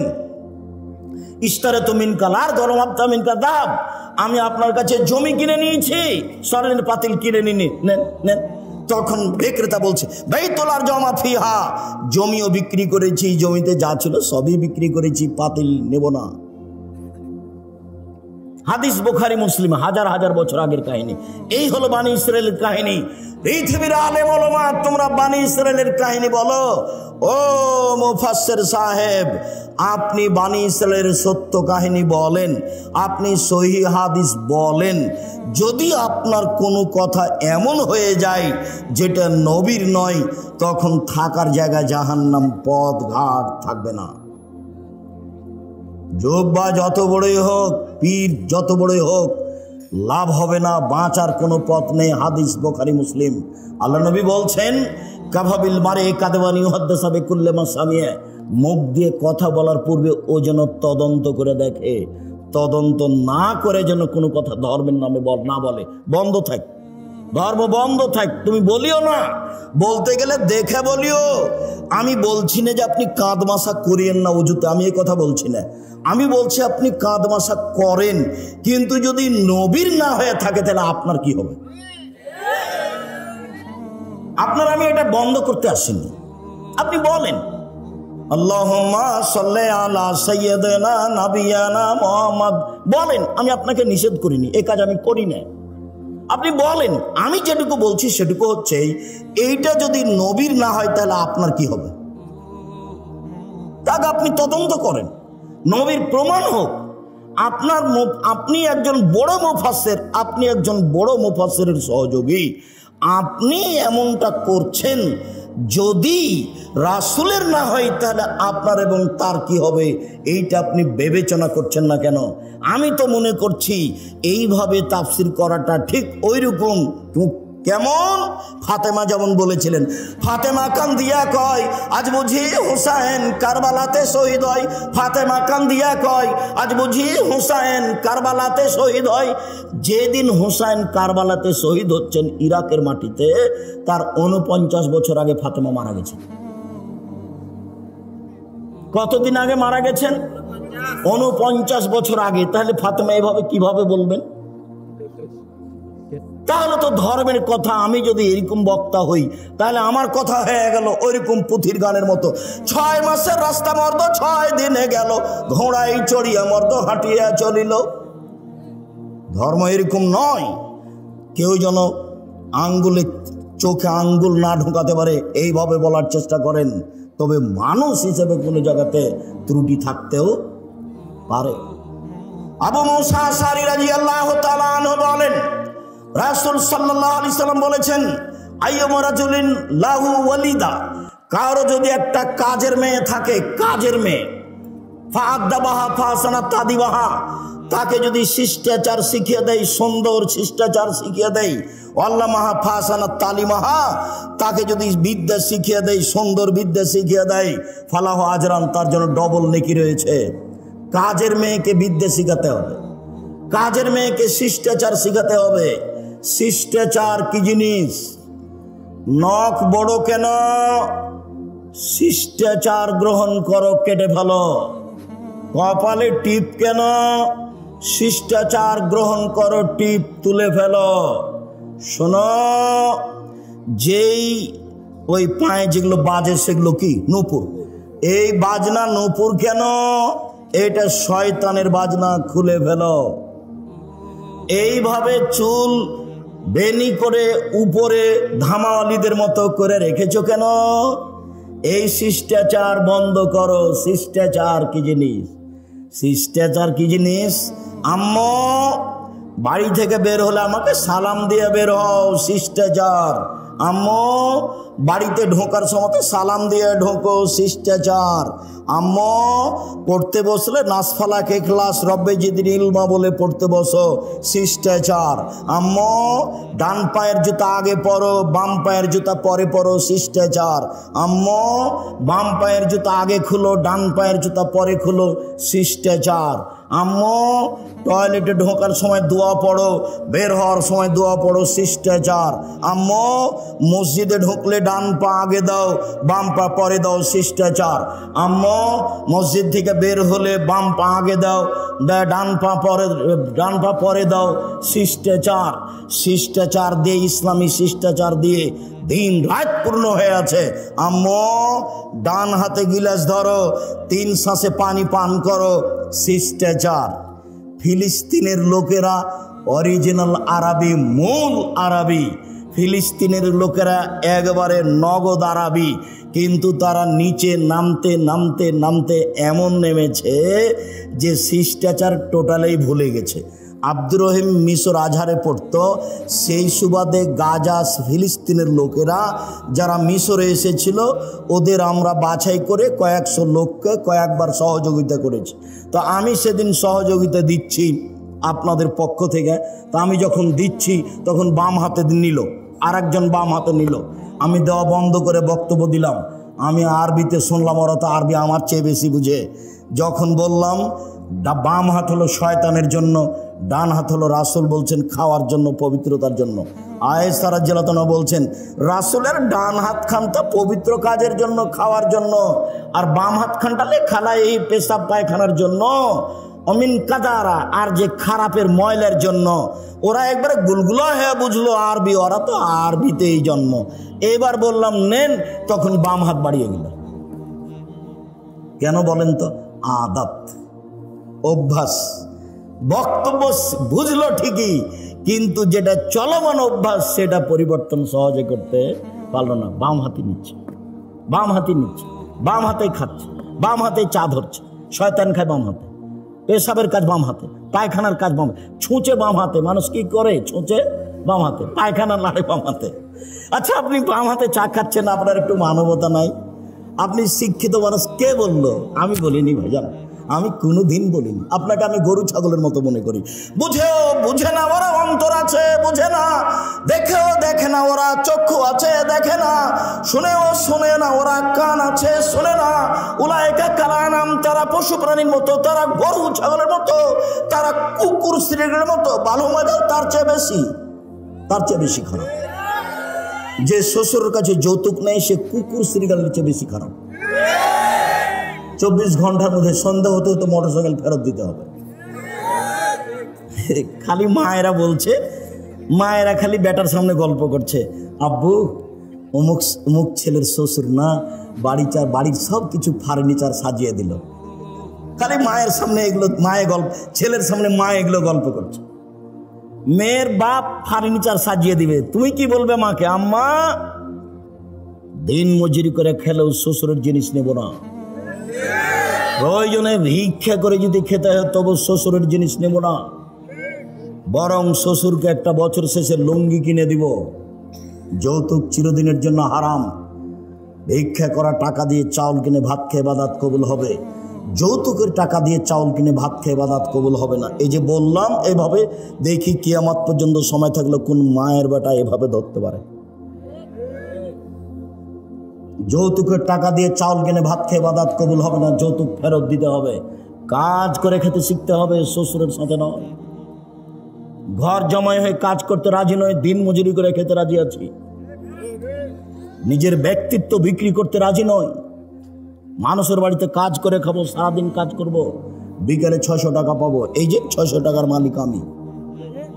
কাজ করে খাবো কেন? চকলেট বিক্রি করে খাবো, সারাদিনে 800 টাকা ইনকাম করব। চকলেট বিক্রি করব কেন? রহনপুরে জমিদারের ছেলে আমি, কোটি টাকার ব্যবসা করব। করো না, ভালো কাজ। দিন মজুরি করে খেলে টাকা শেষ হবে সন্ধ্যায়, আর মাসের যদি চাকরি করেন তাহলে টাকা শেষ হবে 25 দিনে। 5 দিন ধার কর্জ করে খাওয়া লাগবে। মায়ে যদি টাকা চায়, বেটা এ মাসে কিছু টাকা দিতে হতো বেটা। আচ্ছা দেখি আম্মা, এ মাসে তো পারলাম না, সামনে মাসে জিনিসের দাম বেড়ে গেছে। তখন বলছে আম্মা কিছু যে করতে পারলাম না। তাহলে কি করতে হবে? ব্যবসা। আল্লাহ রাসূল বলছেন, সত্যবাদী ব্যবসায়ী জান্নাতে নবীর সাথে থাকবে। আল্লাহ নবী বললেন, ব্যবসায় মিথ্যা কথা কসম চলে আসে আসুক, তুমি কিছু দান খয়রাত করে দাও, তাতে মিটে যাবে। ব্যবসার সব পথ খোলা আছে। ব্যবসা করে উপার্জন করে খেতে শিখতে হবে। চাঁপাইনবাবগঞ্জের লোকের মতো নয়। চাঁপাইনবাবগঞ্জের লোক 2 ধরনের, একটা চাকরি আর একটা দিন মজুরি। আমি যখন দেশে যাই, সৌদি আরব, কুয়েত, কাতার, বাহরাইন, মিশর, আপনার আবুধাবি, দুবাই, ওমান, লন্ডন, এইসব দেশে যখন যাই তখন গিয়ে থাকি। বাড়ি কোথায়? ব্রাহ্মণবাড়িয়া। বাড়ি কোথায়? সন্দ্বীপ। বাড়ি কোথায়? কুমিল্লা। কেউ বলে না যে বাড়ি রহনপুর, কেউ বলে না চাঁপাইনবাবগঞ্জ। মাস গিয়ে থাকছি, মাস যেখানেই যাই মানুষ সম্মান করে খুব বেশি। একবার সম্মান দেখে মনে হয় যে আল্লাহ এই দুনিয়াতে সম্মান দিয়ে শেষ করো না, এটা আমার জন্য পরকালে লাগবে। আমি এইভাবে চাইনি, আমার পরকালটা টিকিয়ে দাও, ওটা থাক, তারপরে এটা দাও, ওখানের জন্য ঘাটতি না হয়। 6 মাস জীবনে গাড়িতে থাকলাম, 6 মাস বাড়িতে থাকলাম, তবু ঝামেলার মধ্যে থাকলাম। এবাদত বান্দিকে কিছু করতে পারলাম তা আমার মনে বলে না, তবে আমার একটা দৃঢ়তা কাজ করে। জাতির সামনে কোনোদিন ধর্মের নামে ফাঁকি দিনি। জাতি যেটুকু মানছে ওটুকু থেকে আমি তার সমান নেকি পাবো ইনশাল্লাহ। এই দিয়ে আমি সফল হব ইনশাল্লাহ, এটা আমার দৃঢ়তা কাজ করে। কাজের মেয়েকে শিখিয়ে দিল, শিষ্টাচার শিখিয়ে দিল, কাজের মেয়েকে বিদ্যে শিখিয়ে দিল। কাজের মেয়েকে যদি শিক্ষা দিতে হয় তাহলে নিজের মেয়েকে শিক্ষা দিতেই হবে। কাজের মেয়েকে যদি শিষ্টাচার শিখাতে হয় তাহলে নিজের মেয়েকে শিষ্টাচার শিখাতেই হবে, বাধ্য, শিখাতেই হবে। উপস্থিত বৈঠকের দিনই মুসলিম বোন, আপনি একটু প্রস্তুতি নেন। এই মেঘ, কথা বলছো কেন? ঢং ঢং করে এসেছ, আবার কথা বলছো কেন? মুখ বন্ধ রাখো। উপস্থিত দিনই বৈঠকের মুসলিম বোন, আপনাদের সাথে আমাদের আন্তরিকতার অভাব নেই। কেউ যদি গায়ের উপর দিয়ে চড়ে চলে যায় তবু মুখ খুলবেন না। আপনি অনুরোধ রক্ষা করেন, আপনার কাছাকাছি এসেছি, আপনার কিছু বলতে চাচ্ছি, আপনি একটু মুখটা বন্ধ করেন, মুখ খুলবেন না, একবারে টোটালি মুখ বন্ধ করেন। কেউ যদি গায়ের উপর দিয়ে চড়ে চলে যায় আপনি তার প্রতিশোধ নেবেন না। আচ্ছা, গেছি, চুপ থাকেন আপনি। এইদিকে শুনেন, আসলে মাকে বহুদিন বলেছি, অনেক ছেলের জানা আছে, আপনারও জানা আছে, কথাটা পুনরায় বলে এটাকে আপনার কাছে শক্ত করতে চাচ্ছি। শুনুন, জাবের বলছেন রাদিয়াল্লাহু তাআলা আনহু, আমরা একদা রাসূলের সাথে যুদ্ধ করে আসছিলাম, মদিনায় ঢুকবো। তখন আল্লাহ রাসূল বলছেন, এই থামো থামো থামো, তোমরা এখানে থামো, রাতে সকালে বাড়িতে যাব। তো আমি জাবের বললাম, আল্লাহর নবী, আমি নতুন বিবাহ করেছি, আমাকে বাড়ি যেতে অনুমতি দেন। তখন আল্লাহ রাসূল আমাকে বলছেন, ও তুমি বিবাহ করেছ? বিকরা নাম সাইয়্যিবা, কুমারী মেয়ে বিবাহ করেছ না তালাক প্রাপ্তা মেয়ে বিবাহ করেছ? আমি বললাম, আল্লাহর নবী, আমি তালাক প্রাপ্তা মেয়ে বিবাহ করেছি। ওর বিবাহ হয়েছিল, তার স্বামী তাকে ছেড়ে দিয়েছে, আমি তাকে বিবাহ করেছি। তখন আল্লাহ রাসূল বলছেন, আরে হাল্লা বিকরান তুলায়বকা, তুমি কুমারী মেয়ে কেন বিবাহ করলে না? তুমি অবিবাহিতা মেয়ে কেন বিবাহ করলে না? তুমি তার সাথে খেলতে, ও তোমার সাথে খেলতো, তুমি তার সাথে খেলতে, ও তোমার সাথে খেলতো। তখন জাবের বলছেন, আল্লাহর নবী, আমার আব্বা উহুদের যুদ্ধে শহীদ হয়েছেন 9 জন মেয়ে রেখে। এক খেয়ালে চেয়ে থাকো ছেলেরা তোমরা, ভাইজান আপনি এক খেয়ালে চেয়ে থাকবেন। জাবের বলছেন, আল্লাহর নবী, আমার আব্বা শহীদ হয়েছেন 9 জন মেয়ে রেখে, আমার 9 জন বোন আছে। আক্রাহ আন উজাব আন আতাজাওয়াজা মিসলাহুন্না, আমি আমার বোনদের সমবয়সের মেয়েকে বিবাহ করা পছন্দ করছি না 4টা কারণে। আমি বেশি বয়সের মেয়ে বিবাহ করেছি 4টা কারণে। আমার বোনদের সমবয়সের মেয়েকে বিবাহ করা পছন্দ করিনি 4টা কারণে। এক, লেতুয়াল্লিমাহুন্না, আমার স্ত্রী যেন আমার বোনদেরকে বিদ্যা শিখাতে পারে। বিদ্যা তো একটা স্কুলে আছেই, ওমা তোমার আকাশ তোমার বাতাস। আমি ঠাকুরের নিন্দা করিনি, আমি বলেছি তোর বাপের আকাশ। ও সববার বলছে ও কালিমা তোমার আকাশ তোমার বাতাস। বাংলার মানুষজন ভেবে দেখলো না, চিন্তা ভাবনা করলো না, দিনরাত বলছে, আমার আর করার কি আছে? আমি মানুষ হিসেবে যা বুঝেছি সেটা বলেছি। তো আমি ঠাকুরের মানের হানি করলাম কি করে? 5,000 কোটি টাকার মামলা হলো। আমি যখন কাঠগড়ায় উঠলাম তখন জজ আমাকে বলছে, আপনি পিস টিভি করেন, পিস টিভিতে কথা বলেন আপনি? বলে জি। আপনি পিস টিভির আলোচক? জি। আপনার মামলাটা আমি খারিজ করে দিলাম এই প্রথম দিনই। আর 1,000 কোটি টাকার মামলা ছিল সিলেট সুনামগঞ্জে। তো আমি যখন কাঠগড়ায় দাঁড়ালাম তখন আমাকে বলছে, এভাবে দেখেন, আপনার সাথে মামলা নিয়ে আমার কোনো কথা নেই। ওই নথিটা এভাবে উল্টে দিলেন, দিয়ে বলছেন আপনার সাথে কিছু কথা। আমার বক্তব্যকে তো একবার তন্ন তন্ন করে দেখেছে। বলছে যে আল্লাহর নবী এবং আয়েশা একসাথে গোসল করলেন, উভয়ের পরনে কাপড় ছিল না, এই কথাটা আপনি কেমনে বললেন? কিভাবে বলতে পারেন? আমি তো উত্তর দিব না, কিছু বলবো না। আমাকে উকিল বলেছে, যাই বলুক মুখ খুলবেন না। এর নাম জজ, যেটা বলবে সেটাই হবে, মুখ খুলবেন না। চিরদিন আপনার কথা শুনেছি, আজকে আমার কথা শুনবেন দয়া করে। ঠিক আছে, আপনার কথাই শুনবো, মুখ খুলবো না। বলছে, 1 বালতি গরুর পেশাবে কাপড় ভিজিয়ে দিলে তাতে সলাত হবে, এই কথা আপনি কেমনে বললেন? হুসেন আহমদ মাদানি শিরক করেছেন ডালিম গাছের নিচে বোখারি পড়িয়ে, আপনি এ কথা কেমনে বললেন? কথা কিন্তু হুবহু এরকম নয়, মানে কম বেশ করে বলা হচ্ছে।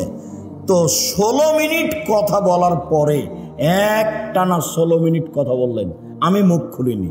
16 মিনিট পরে বলছে যে আপনি এই কারণে এখানে এসেছেন আমার মনে হচ্ছে না, অন্য কিছু কারণ হবে। মানে আপনি বলেছেন শাহজালাল সিলেটির কবর ভেঙে দিতে হবে, ওই জন্য আপনি এখানে এসেছেন। আসলে আপনি ঠাকুরকে বলেছেন যে তার বাপের আকাশ, এই জন্য আপনি আসেননি, ওই কারণে এসেছেন। তারা মানে মাঝারি মানুষ তারা। তো বললো যে আপনার কি জামিন মঞ্জুর করা হলো। উনি বললেন না যে আপনার মামলা খারিজ করে দিলাম, উনি বললেন জামিন মঞ্জুর করা হলো। আর যারা সামনে ছিল তাদেরকে বললেন যে আপনারা তার সাথে কথা বলবেন। তারপরে একবার গেছিলাম, তারপরে আর যাওয়া লাগেনি, আলহামদুলিল্লাহ। বলছিলাম সম্মানিত দ্বীনি ভাই বোন, রাসূল সাল্লাল্লাহু আলাইহি ওয়াসাল্লাম যেভাবে বললেন, জাবের বলছেন রাসূলের উত্তরে, এক, আমার স্ত্রী যেন আমার বোনদেরকে বিদ্যা শিখাতে পারে। দুই, আমার স্ত্রী যেন আমার বোনদেরকে শিষ্টাচার শিখাতে পারে। উপস্থিত বৈঠকের দ্বীনি মুসলিম বোন শুনেন, এই মেয়ে শোনো, শিষ্টাচার কি জিনিস? শিষ্টাচার কি জিনিস? বাড়ি যাওয়ার সময় একটা বই নিয়ে যাবো, আদর্শ পরিবার। আদর্শ পরিবারের শুরু থেকে নিয়ে শেষ পর্যন্ত সবই শিষ্টাচার, সবই শিষ্টাচার। ছেলেরা হাতে মেহেদি লাগাতে পাবে না, ছেলেরা মেহেদি লাগাবে মাথার চুলে ও দাড়িতে, যেটা সাদা হয়ে গেছে। মহিলারা হাতে মেহেদি দিবে, হাতে তো মেহেদি দিবেই, পায়েও দিতে হবে, হাত ও পায়ে দুইটাতে দিবে। তো আমাদের চাঁপাইনবাবগঞ্জে তার কথা ছড়িয়ে আছে, আল্লাহর নবী দাড়িতে মেহেদি দিয়েছিলেন, সেই জন্য পায়ে দেওয়া যাবে না। কথা যে মিথ্যে, ঠিক আছে, আল্লাহ নবী দাড়িতে মেহেদি দিয়েছিলেন, কথা তো ঠিক। তো আল্লাহ নবী দাড়িতে তো আতরও দিয়েছিলেন। তো আল্লাহ নবী বললেন, হায়জলা ঋতুওয়ালা মহিলারা যখন ঋতু থেকে পবিত্র গোসল করবে তখন লজ্জা স্থানে আতর ব্যবহার করবে। তো আল্লাহ নবী দাড়িতে যে আতর লাগিয়েছেন, এইবার সবাই মনে হয় কথা ধরতে পারেননি, আবার বলবো নাকি? বলবো, আল্লাহর নবী দাড়িতে মেহেদি লাগিয়েছেন, ভালো কথা। আমরা বুঝলাম যে সেই জন্য মেহেদি মহিলারা পায়ে লাগাবে না, দাড়ির একটা না, মেহেদির একটা সম্মান হয়ে গেছে। তো আল্লাহ নবী বলছেন যে যাদের হায়েজ হয়েছে মহিলারা, ওরা যখন হায়েজ থেকে গোসল করে পবিত্র হবে তখন আল্লাহ নবী বললেন যে ওরা যেন লজ্জা স্থানে আতর ব্যবহার করে। তো আতর যে আল্লাহ নবী দাড়িতে লাগিয়েছেন, এইবার তার মানে হলো এই লজ্জা স্থানে না লাগানো জিনিস, দাড়িতে লাগানো জিনিস লজ্জা স্থানে চলে, সেইটা যদি চলে তো পায়ে কেন চলে না? কথা এরকম নয়, কথা হলো এরকম যে দাড়ি পেকে গেলে মেহেদি লাগাতে হবে। মেহেদি একটা জিনিস, এর মান বাড়লো কমলো এটার বিবেচনা করা যাবে না। আতর হচ্ছে একটা জিনিস, পুরুষেরা গায়ে হাতে মুখে মাথায় লাগাবে, আর মহিলারা ফরজ গোসলের পরে, ঋতু থেকে গোসলের পরে লজ্জা স্থানে লাগাবে। এটা হলো রাসূলের নিয়ম, আদেশ। এইটাতে আতরের মান বেড়ে গেল, এই কথা ভুল। এখন একটা ছাগলের বাচ্চা কুকুরের দুধ খেয়ে বড় হয়েছে। তখন মৌলানা সাহেবকে জিজ্ঞাসা করেছে, মৌলানা সাহেব এই ছাগলের গোস্ত খাওয়া যাবে কিনা? তখন মৌলানা সাহেব বলছে, এটা কথা হলো নাকি? হ্যাঁ, ওটা কুকুরের গোস্ত, কুকুরের দুধ খেয়েছে, ওটা হারাম। তো বেকায়দা হয়ে গেল। তাহলে পশু প্রাণীর উপরে কি কোরআন হাদিসের বিধান আছে? পশু প্রাণীর উপরে কোরআন হাদিসের কোনো বিধান নেই। ও পায়খানা খেয়ে বড় হোক, না হলে ঘাস খেয়ে বড় হোক, ওটা পশু প্রাণী। ওর জন্য প্রজনন পদ্ধতি, গবাদি পশুর উন্নয়ন ষাঁড় দিয়ে করতে হবে, এটা ভালো। ষাঁড় দিয়ে যদি না করেন, তার উন্নয়নের জন্য যত পথ আছে সবই করেন, কেননা তার উপরে কোনো কোরআন হাদিস প্রযোজ্য হবে না। এটা ভুল হিসাব। সম্মানিত দ্বীনি ভাই বোন, বলছিলাম রাসূল সাল্লাল্লাহু আলাইহি ওয়াসাল্লাম মুখের উপরে জাবের বললেন, এক, আমার স্ত্রী যেন বিদ্যা শিখাতে পারে। দুই, আমার স্ত্রী যেন আমার বোনদেরকে শিষ্টাচার শিখাতে পারে। তিন, আমার স্ত্রী যেন আমার বোনদের মাথার চুল চিরুনি করে সাজগোজ করে যত্ন করে রাখতে পারে। মায়ের যত্ন কে নিবে? বাচ্চার যত্ন কে নিবে? মা। কাজের মেয়েকে দিয়ে বাচ্চার যত্ন নেওয়া ঠিক নয়। জায়েজ আমি না জায়েজ বলিনি, তবে সব সময় বাচ্চার যত্ন কে নিবে? মা। তার মাথাটা চিরুনি করে দিবে মা, তার কাপড়টা পরিষ্কার করে দিবে মা, তাকে গোছগাছ করে রাখবে মা, তাকে ঝকঝকে করে রাখবে মা, তার গায়ের পাঞ্জাবিটা পরিষ্কার করে দিবে মা, তাকে ডান হাত আগে ঢোকাইতে বলবে জামাতে তার মা। সব শিষ্টাচার তার মা পালন করবে এবং বাচ্চাকে যত্ন করে রাখবে। যখন বাচ্চাকে দুধ খাওয়াবে তখন মায়ে বিসমিল্লাহ বলবে। মা যদি বিসমিল্লাহ ছাড়া বাচ্চাকে দুধ খাওয়ায় তাহলে যতবার খাওয়াবে ততবার শয়তানে দুধ খাবে, খাবেই খাবে। আল্লাহর নবী বলেছেন দুধ খাবে শয়তান, অতএব খাবেই খাবে। মা যতবার বাচ্চাকে দুধ খাওয়াবে ততবার মা কি বলবে? বিসমিল্লাহ বলবে। মা যখন রাতে দরজাটা বন্ধ করবে তখন বিসমিল্লাহ বলবে। মা যখন বাল্বটা অফ করে দিবে তখন বিসমিল্লাহ বলবে। যখন মা জ্বালানটা বন্ধ করবে তখন বিসমিল্লাহ বলবে। মা যখন তরকারির পাতিলে ঢাকবে তখন বিসমিল্লাহ বলবে। মা যখন আটার পাতিলটা ঢাকবে তখন বিসমিল্লাহ বলবে। আল্লাহ নবী বলেন সব কিছু ঢেকে রাখো, খোলা রাখো না। রাতে কতগুলি বালা মুসিবত চলে, খোলা জিনিস যে খাবে তার রোগ ব্যাধি হয়ে যাবে। হাটে বাজারে এভাবে খোলা জিলাপি খাবেন না। একবারে সপ্তাহ সপ্তাহ খোলা পড়ে আছে আর আপনি কিনে নিয়ে চলে যাচ্ছেন। আল্লাহ নবী না করেছে। সূর্য ডুবার পরে বাচ্চাকে বাহিরে নিয়ে যাওয়া যাবে না, নইলে বাচ্চাকে ঝিনে ধরবে, শয়তান ধরবে। ছাদের উপরে নিয়ে যাবেন না, আগুনে নিয়ে যাবেন না। রাত যখন এসা কাছাকাছি হয়ে গেছে তখন নিয়ে যান। সব বুখারী মুসলিম এক টানা হাদিস এগুলো। আপনি ইউটিউবে দেখেন আব্দুর রাজ্জাক বিন ইউসুফ খাওয়া ও পান করার নিয়ম, খাওয়া ও পান করার নিয়ম আব্দুর রাজ্জাক বিন ইউসুফ বিস্তারিত দেওয়া আছে, আপনি দেখুন। সম্মানিত দিনী ভাই বোন, 4 অতাকুম আলাইহিন্না, আমার স্ত্রী যেন আমার বাচ্চাদেরকে পাহারা দিতে পারে। উপস্থিত বৈঠকের মুসলিম বোন, এই কথা বলছো কেন? কথা বলছো কেন? 4টা সিরিয়াল করো তো দেখি। তুমি মা, তুমি আদর্শ মা, তুমি বুদ্ধিমতী মা, তুমি মা, আপনি মা, আপনি বুদ্ধিমতী মা, আপনি হস্তিনী নন, আপনি ভালো মা। 1, বাচ্চাকে বিদ্যা শিখাতে হবে। 2, বাচ্চাকে শিষ্টাচার শিখাতে হবে। 3, বাচ্চাকে যত্ন করে রাখতে হবে। 4, বাচ্চাকে পাহারা দিতে হবে। এবার বলেন আপনি যে মেয়েটা মাথায় কাপড় না দিয়ে দেয়নি তার মা কি পাহারাদার? তার মা পাহারাদার নয়। আপনার নিজের জিম্মেদারি আর একজনের উপরে চাপিয়ে দিয়ে সফল হওয়া যাবে না। এইবার আপনার সাথে আর একটু থাকে উপস্থিত বৈঠকের মুসলিম বোন, এই ছেলে তোমার আমি কাছে আসছি, তুমি নিরাশা হবে না। কি বলেন তো আব্দুর রাজ্জাক সাহেব, আমার কাছে কি? আল্লাহ নবী বলছেন মালালা জারিয়াতাইনি, কেউ যদি 2টা মেয়ের লালন পালন করে, 2টা, হাত্তা তাবলগা, বড় হওয়া পর্যন্ত, বিবাহ দেওয়া পর্যন্ত, ফাহুয়া ফিল জান্নাতে হাকাজা, তাহলে সেই বাপ আর আমি জান্নাতে এভাবে থাকবো। 2টাকে জমা করে দিলেন, আঙ্গুল 2টা জমা করে দিলেন, 2টা মেয়ে। এবার বলছেন আনাও কাফিরুল ইয়াতীম, কেউ যদি এতিমের লালন পালন করে সে আর আমি জান্নাতে এইভাবে থাকবো। ওয়াসারা বিসাবাব আলস্তা, তর্জনীবে মধ্যম ইশারা করলেন, ফাররাকা বাইনাহু শায়ান, একটু ফাঁকা রাখলেন। বুঝতে না পারলে আমি আবার বলছি, এতিম লালন পালন করলেও নবীর সাথে থাকা যাবে, তবে মধ্যে কি আছে? একটু ফাঁকা আছে।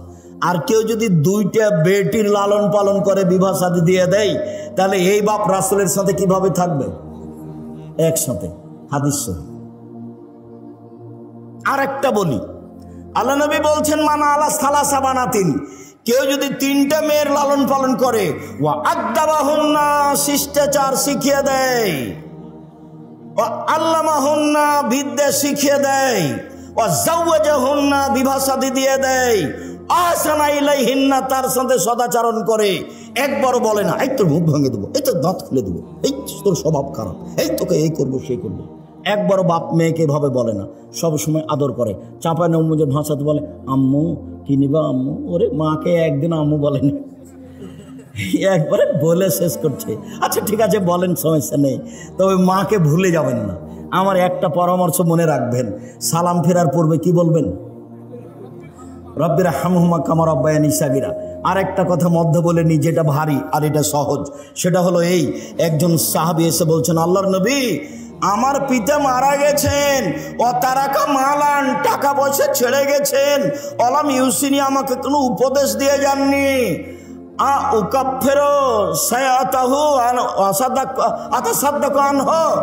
আমি যদি তার নামে দান করি তার পাপ মিটে যাবে কি? কাল নাম। আল্লাহ রসুল বললেন হ্যাঁ।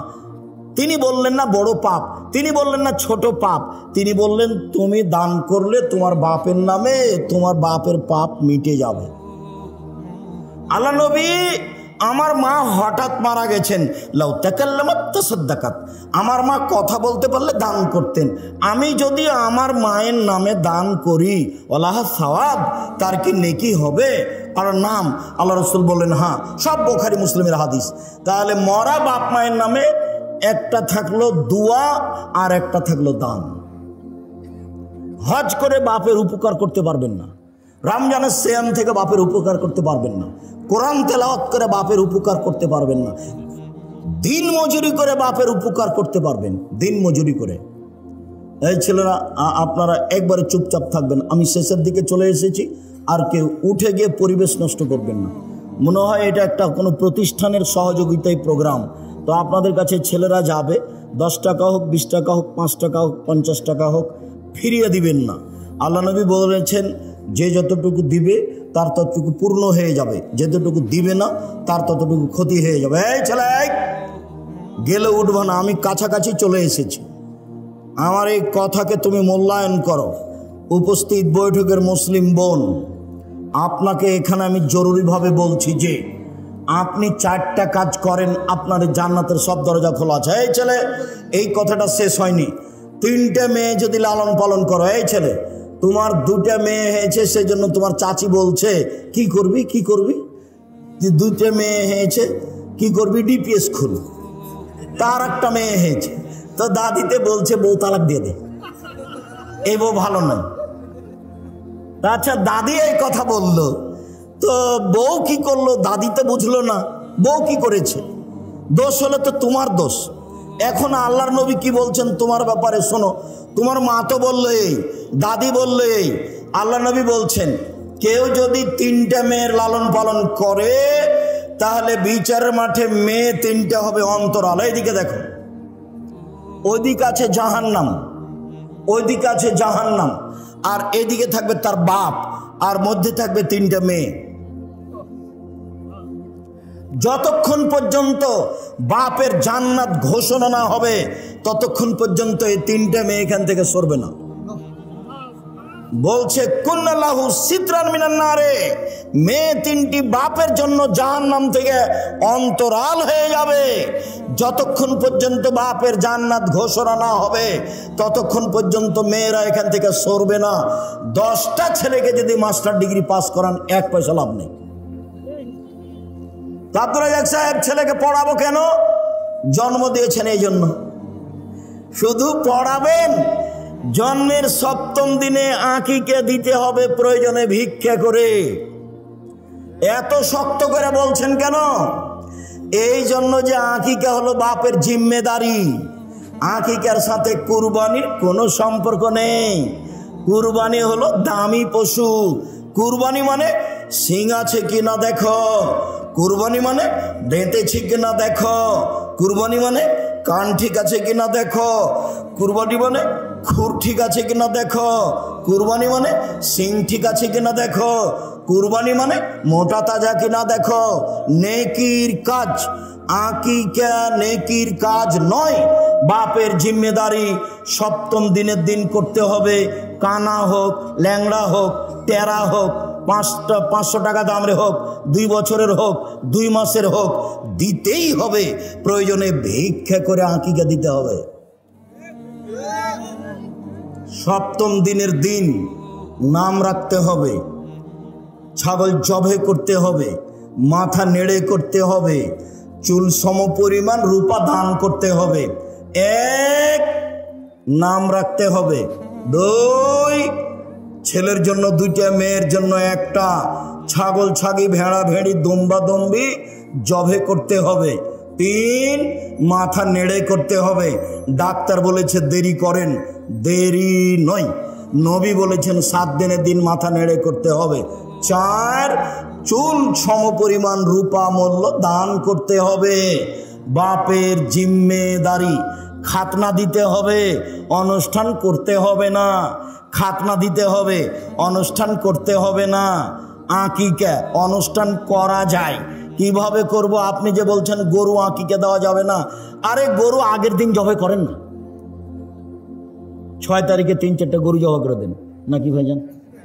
দাওয়াত দিতে হবে ভালো করে। আর আকিকার দিন 2টা ছাগল, ছেলে হলে, মেয়ে হলে 1টা। এবার রান্না হোক, সারা গ্রামের লোক খাবে, সমস্যা নেই। আর খাতনার দিন কোনো কিছু নেই, খাতনা কোনো কিছু নেই। ছেলে এখন হাঁটতে পারে, পায়জামা পরাতে হবে, প্যান্ট নয়। পায়জামা পরাতে হবে, প্যান্ট নয়। টাকনুর উপরে থাকবে পায়জামা। মেয়ে এখন হাঁটতে পারে, পায়জামা পরাতে হবে, প্যান্ট টাকনুর নিচে পরাতে হবে, উপরে নয়। আর এই ল্যাংটা পায়জামা পরাতে হবে না। 2 ধরনের চলবে না, একটা হলো ঢিলে ঢালা, আর একজন ঢুকবে, কি এগুলো?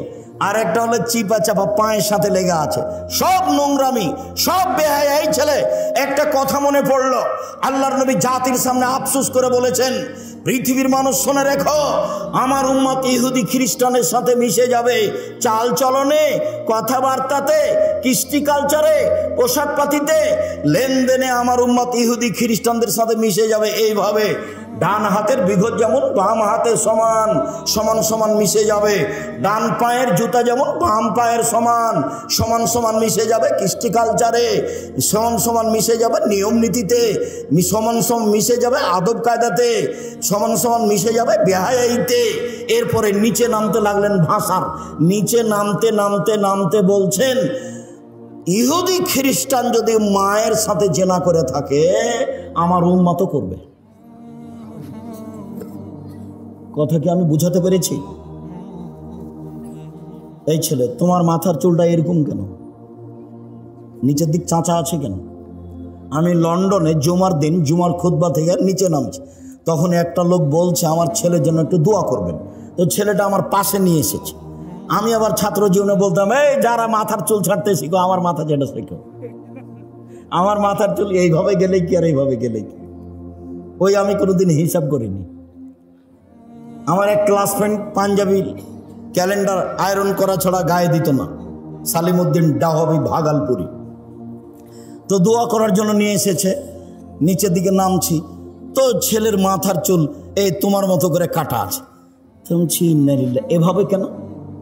তো দেখছি যে নামতেই ওই চুল ছাড়ার এগুলো দেওয়া আছে, ছবিগুলো। তখন আর একজন বলছে যে ওস্তাদজি দেখছেন না, ওই যে ওই ঢঙ্গে চুল কেটেছে। তখন আমি বলছি, দেখেন, লন্ডনে পয়সা উপার্জন করতে এসেছি, আদর্শ বিক্রি করতে আসেনি। লন্ডনে পয়সা উপার্জন করতে এসেছি, আদর্শ বিক্রি করতে আসেনি। আদর্শ বিক্রি করব না। প্যান্ট টাকনোর উপরেই পরব, মাথার চুল সব সমান হবে, সামনে পিছনে উপরে। দাড়ি ছেড়ে দেব, মোচ ছোট করব, চেঁচে ফেলবো না। নখ কেটে দেব, নখে মেহেদি দিব না। মহিলা মানে নখে মেহেদি দিবে, হাতের নখে তো দিবে দিবে, পায়ের নখে দিতে হবে, দিতেই হবে। মহিলাদেরকে হাতের নখে তো মেহেদি দিতে হবে হবেই, পায়ের নখেও দিতে হবে। যেভাবে দিলে দেখতে ভালো লাগবে সেভাবে দিবে। পুরুষের সুগন্ধি যা দেখতে পাওয়া যায় না, গন্ধ পাওয়া যায়। পুরুষের সুগন্ধি যা দেখতে পাওয়া যায় না, গন্ধ পাওয়া যায়। পুরুষের সুগন্ধি যা দেখতে পাওয়া যায় না, গন্ধ পাওয়া যায়। নারীদের সুগন্ধি যা দেখতে পাওয়া যায়, গন্ধ পাওয়া যায় না। নারীদের সুগন্ধি যা দেখতে পাওয়া যায়, গন্ধ পাওয়া যায় না। নারীদের সুগন্ধি যা দেখতে পাওয়া যায়, গন্ধ পাওয়া যায় না। বিউটি পার্লারে যা কিছু আছে সবই ব্যবহার করতে পারে, তবে বাড়িতে বিউটি পার্লারে নয়। এইভাবে ভরু কাটা হারাম, এইভাবে ভরু তুলে ফেলা হারাম, এইভাবে দাঁত ছিলে রাখা হারাম, এইভাবে উঁচু স্যান্ডেল পরে নিজেকে লম্বা মেয়ে দেখানো হারাম, এইভাবে ব্রেসিয়ার পরে কম বয়সের মেয়ে প্রমাণ করা হারাম, প্রতারণা হারাম। বলছিলাম, সম্মানিত দিনী ভাই বোন, আমরা কাছাকাছি শেষের দিকেই চলে আসলাম। আমি আপনাদেরকে অত্র প্রতিষ্ঠানে দান করার আন্তরিকভাবে অনুরোধ জানিয়ে, আপনি আপনার পরিবারকে সুন্দর করে গড়ে তোলার অনুরোধ জানিয়ে শেষ হাদিস। এই ছেলে, কারো বন্ধু যদি আতরওয়ালা হয় তাহলে আতর এমনিতেই দিবে, নইলে কিনে নিবে, নইলে গন্ধ পাওয়া যাবে। বুখারী মুসলিমের হাদিস। কারো বন্ধু যদি কামার হয়, পাশে বসে থাকলে আগুন ছিটে কাপড় জ্বলে যাবে। আর যদি কাপড় জ্বলে না যায়, কামারের পাশে হাপড়ের পাশে বসে থাকে, তাহলে ধোঁয়া আসবে। কামারের পাশে বসে থেকে নাকে মুখে ধোঁয়া আসবে না, এই কথা যেমন মিথ্যে, আপনার ছেলে মেয়ের বন্ধু বান্ধবী খারাপ, আপনার ছেলে মেয়ে খারাপ হবে না, এই কথা তেমনি মিথ্যে। শুনুন, কামারের পাশে বসে থেকে ধোঁয়া লাগবে না, এই কথা যেমন মিথ্যে, বান্ধবী খারাপ হলে মেয়ে খারাপ হবে না, এই কথা তেমনি মিথ্যে। মোবাইল সবচেয়ে নিকটের বান্ধবী এবং সবচেয়ে খারাপ।